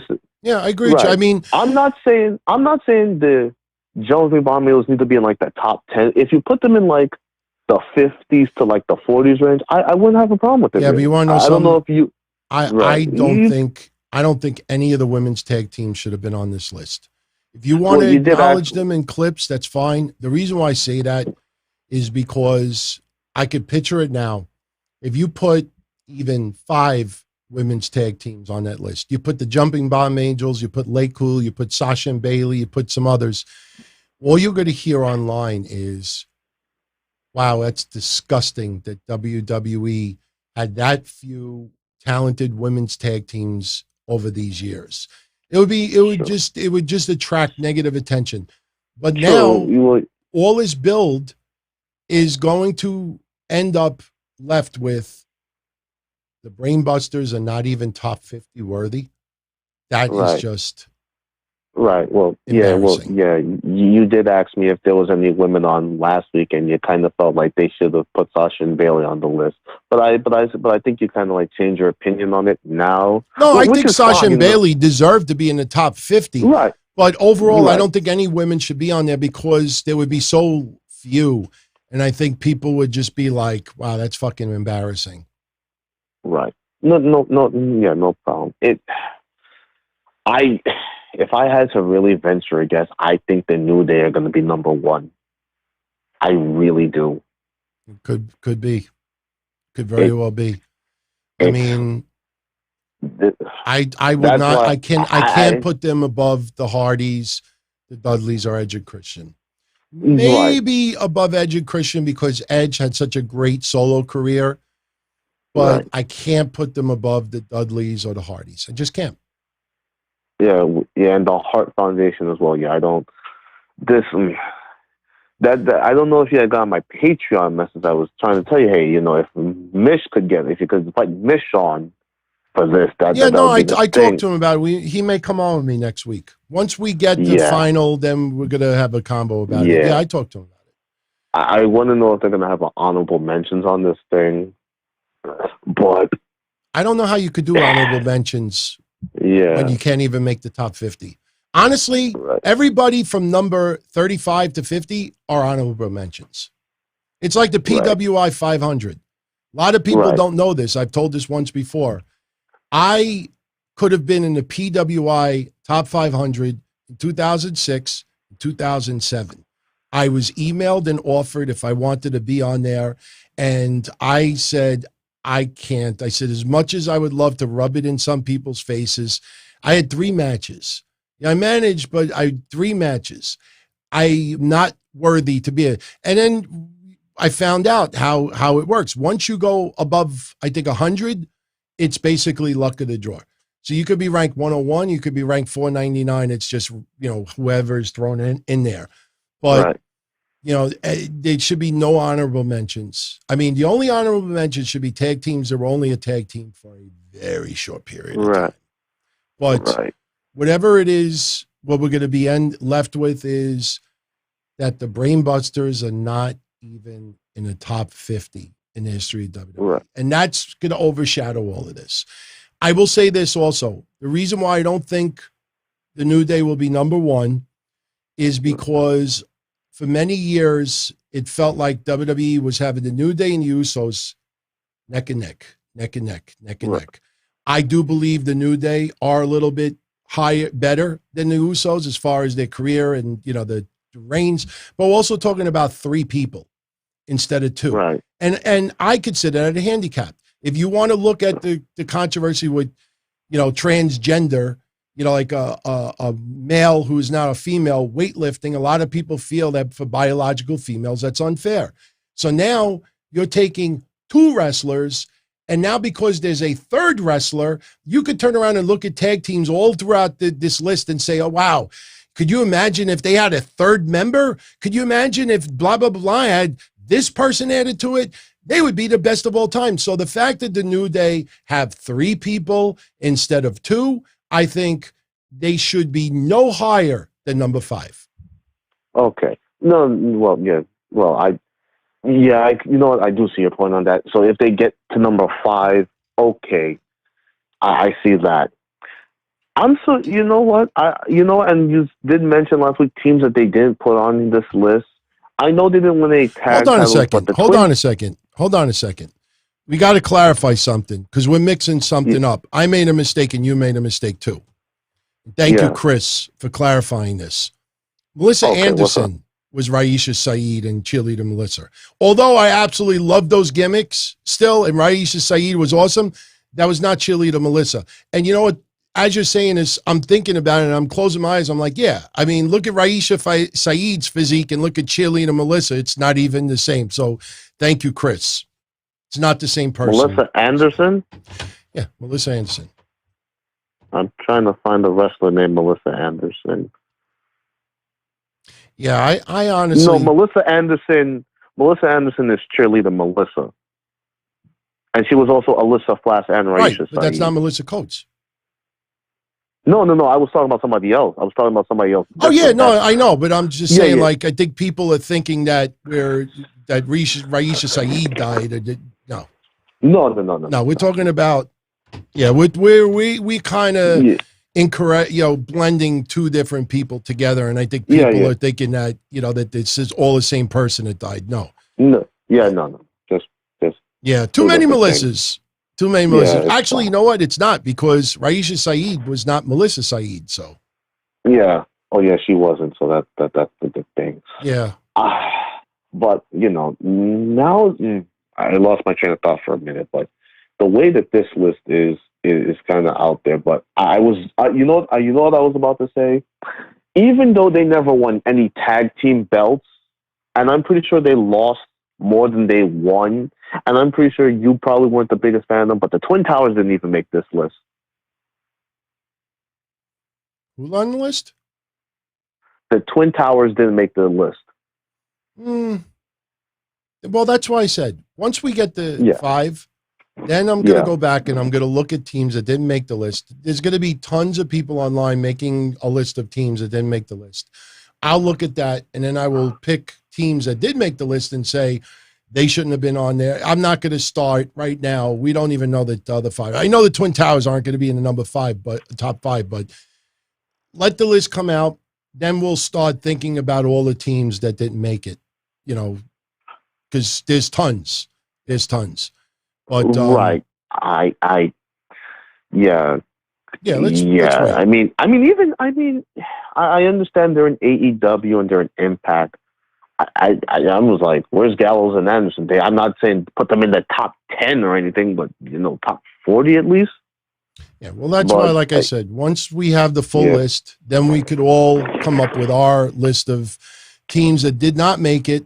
And honestly, though, this is WWE's list. I don't think we should spend hours and hours about a bullshit list that they are being so petty that the brain busters are not on it. Right. This isn't pro wrestling jockstrap.net.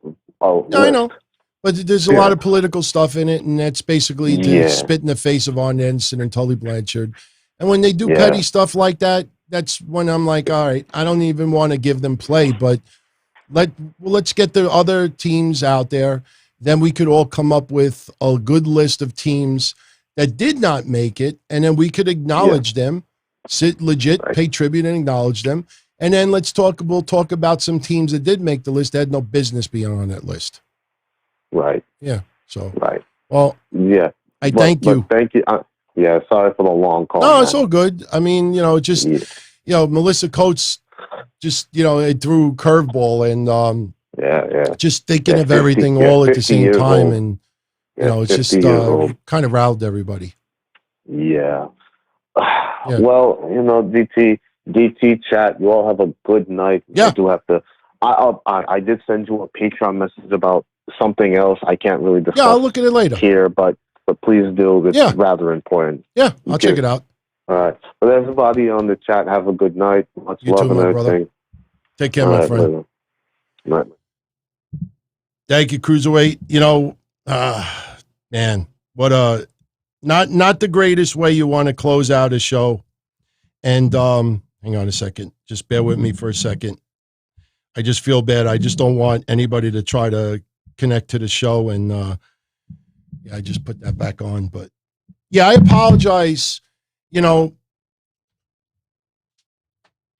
That we had to kind of end the show on bad news like that. But and I apologize for throwing a little curveball before, because we were talking about Melissa Coates, and and then he started bringing up Melissa Anderson, Raisha Saeed, and having the two conversations so close together, it might have come off that Raisha Saeed died, and I think that kind of confused everybody out there, and I think I probably my head was all scrambled too. So, but great combo.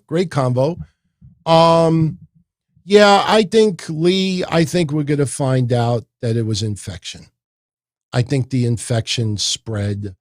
I hate speculating, but her situation reminded me so much of my aunt. And when you amputate, if it's not diabetes, it's infection. That's why you amputate, because you're trying to stop it from spreading. And 50 years old is way too young to go. And I criticize Twitter a lot, and deservingly so, to see the downfall of certain people out there is just really sad.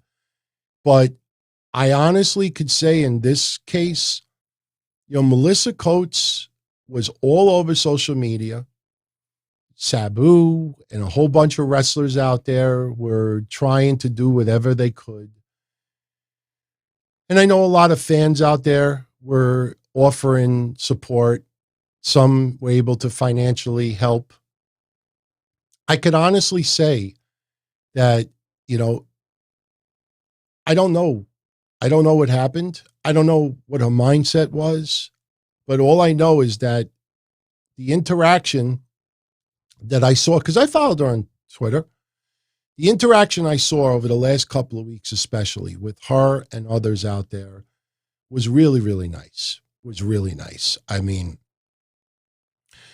probably Twitter and Facebook was probably things that she looked forward to going on, because it was nothing but support, love, just trying to keep her spirits up.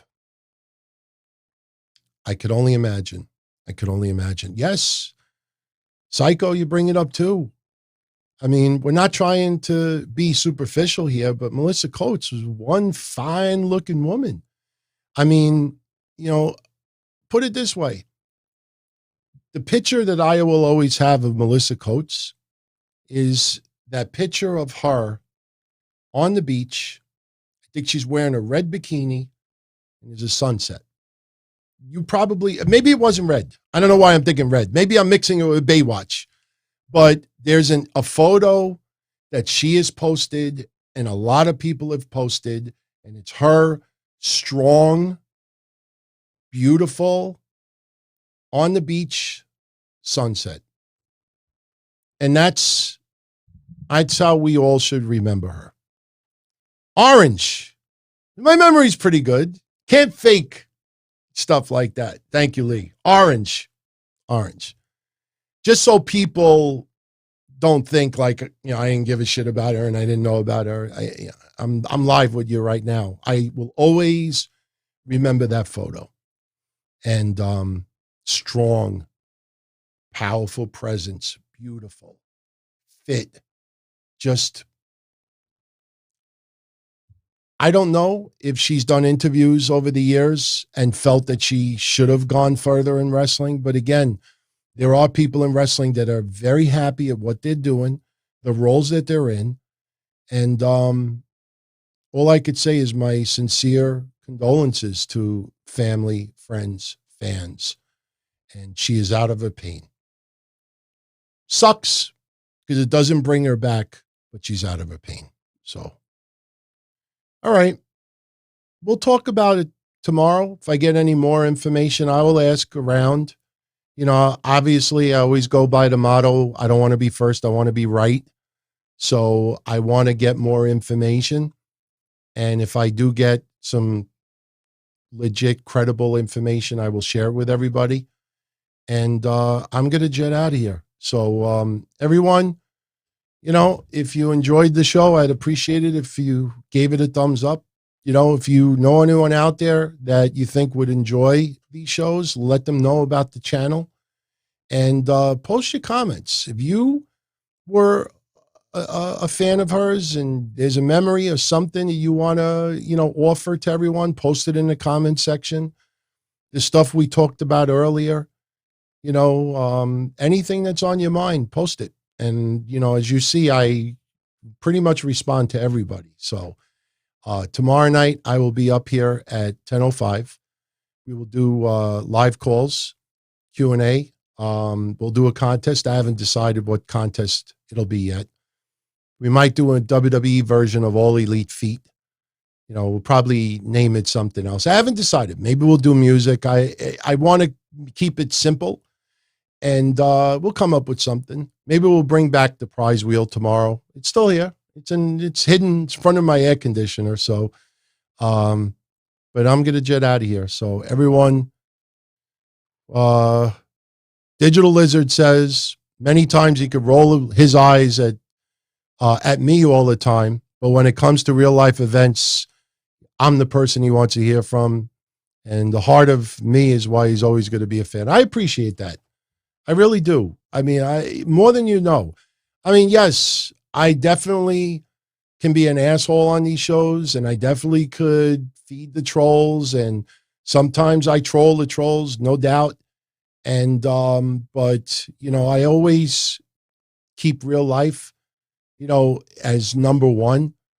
You know, it's just, you gotta be real sometimes. And, you know, there's people out there that, you know, they create a persona and they actually start believing it as real. And, you know, you just see, you know, just what goes on out there, and it sucks. But, you know, at the end of the day, I've always said it, you know, we all bleed the same. We all cry the same. Maybe we don't all have the same bank books as some of these, you know, famous people out there, but everybody deals with the same pain and anguish. I was reading yesterday about Lana's aunt having brain cancer.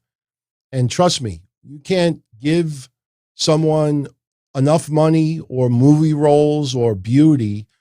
That's not going to take away the pain that her and her family are going through right now because, you know, her aunt has brain cancer. So I always look at it, you know, you treat everybody how you want to be treated, but you also, you know, you take a couple of steps back and just be real.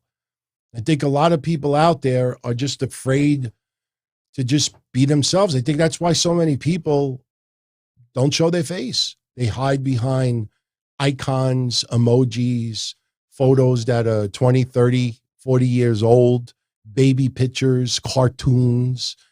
You know, I just, you know, how could you be real, you know, or try to be real to people when you're not real to yourself, you know?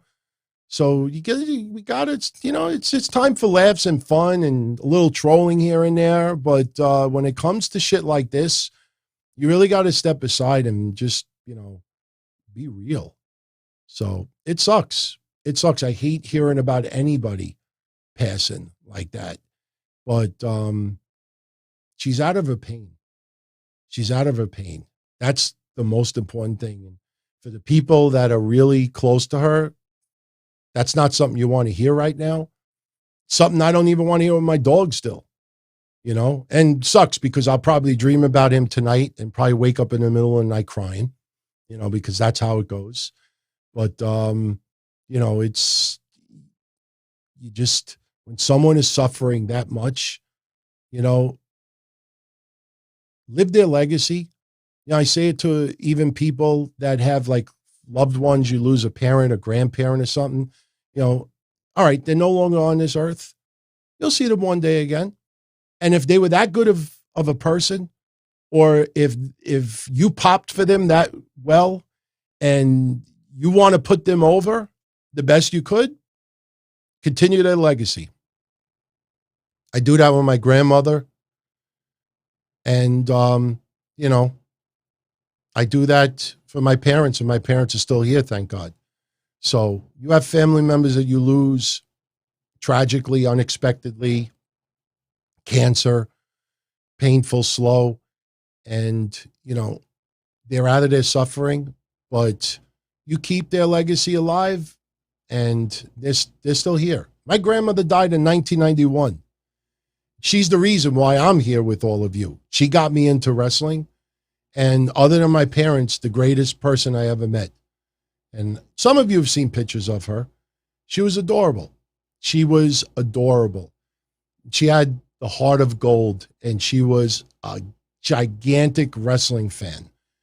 I know one day I'll see her, and the first moment I see her, she'll probably give me a slap in the face, and she's going to be like, I heard all that shit you said about Hulk Hogan.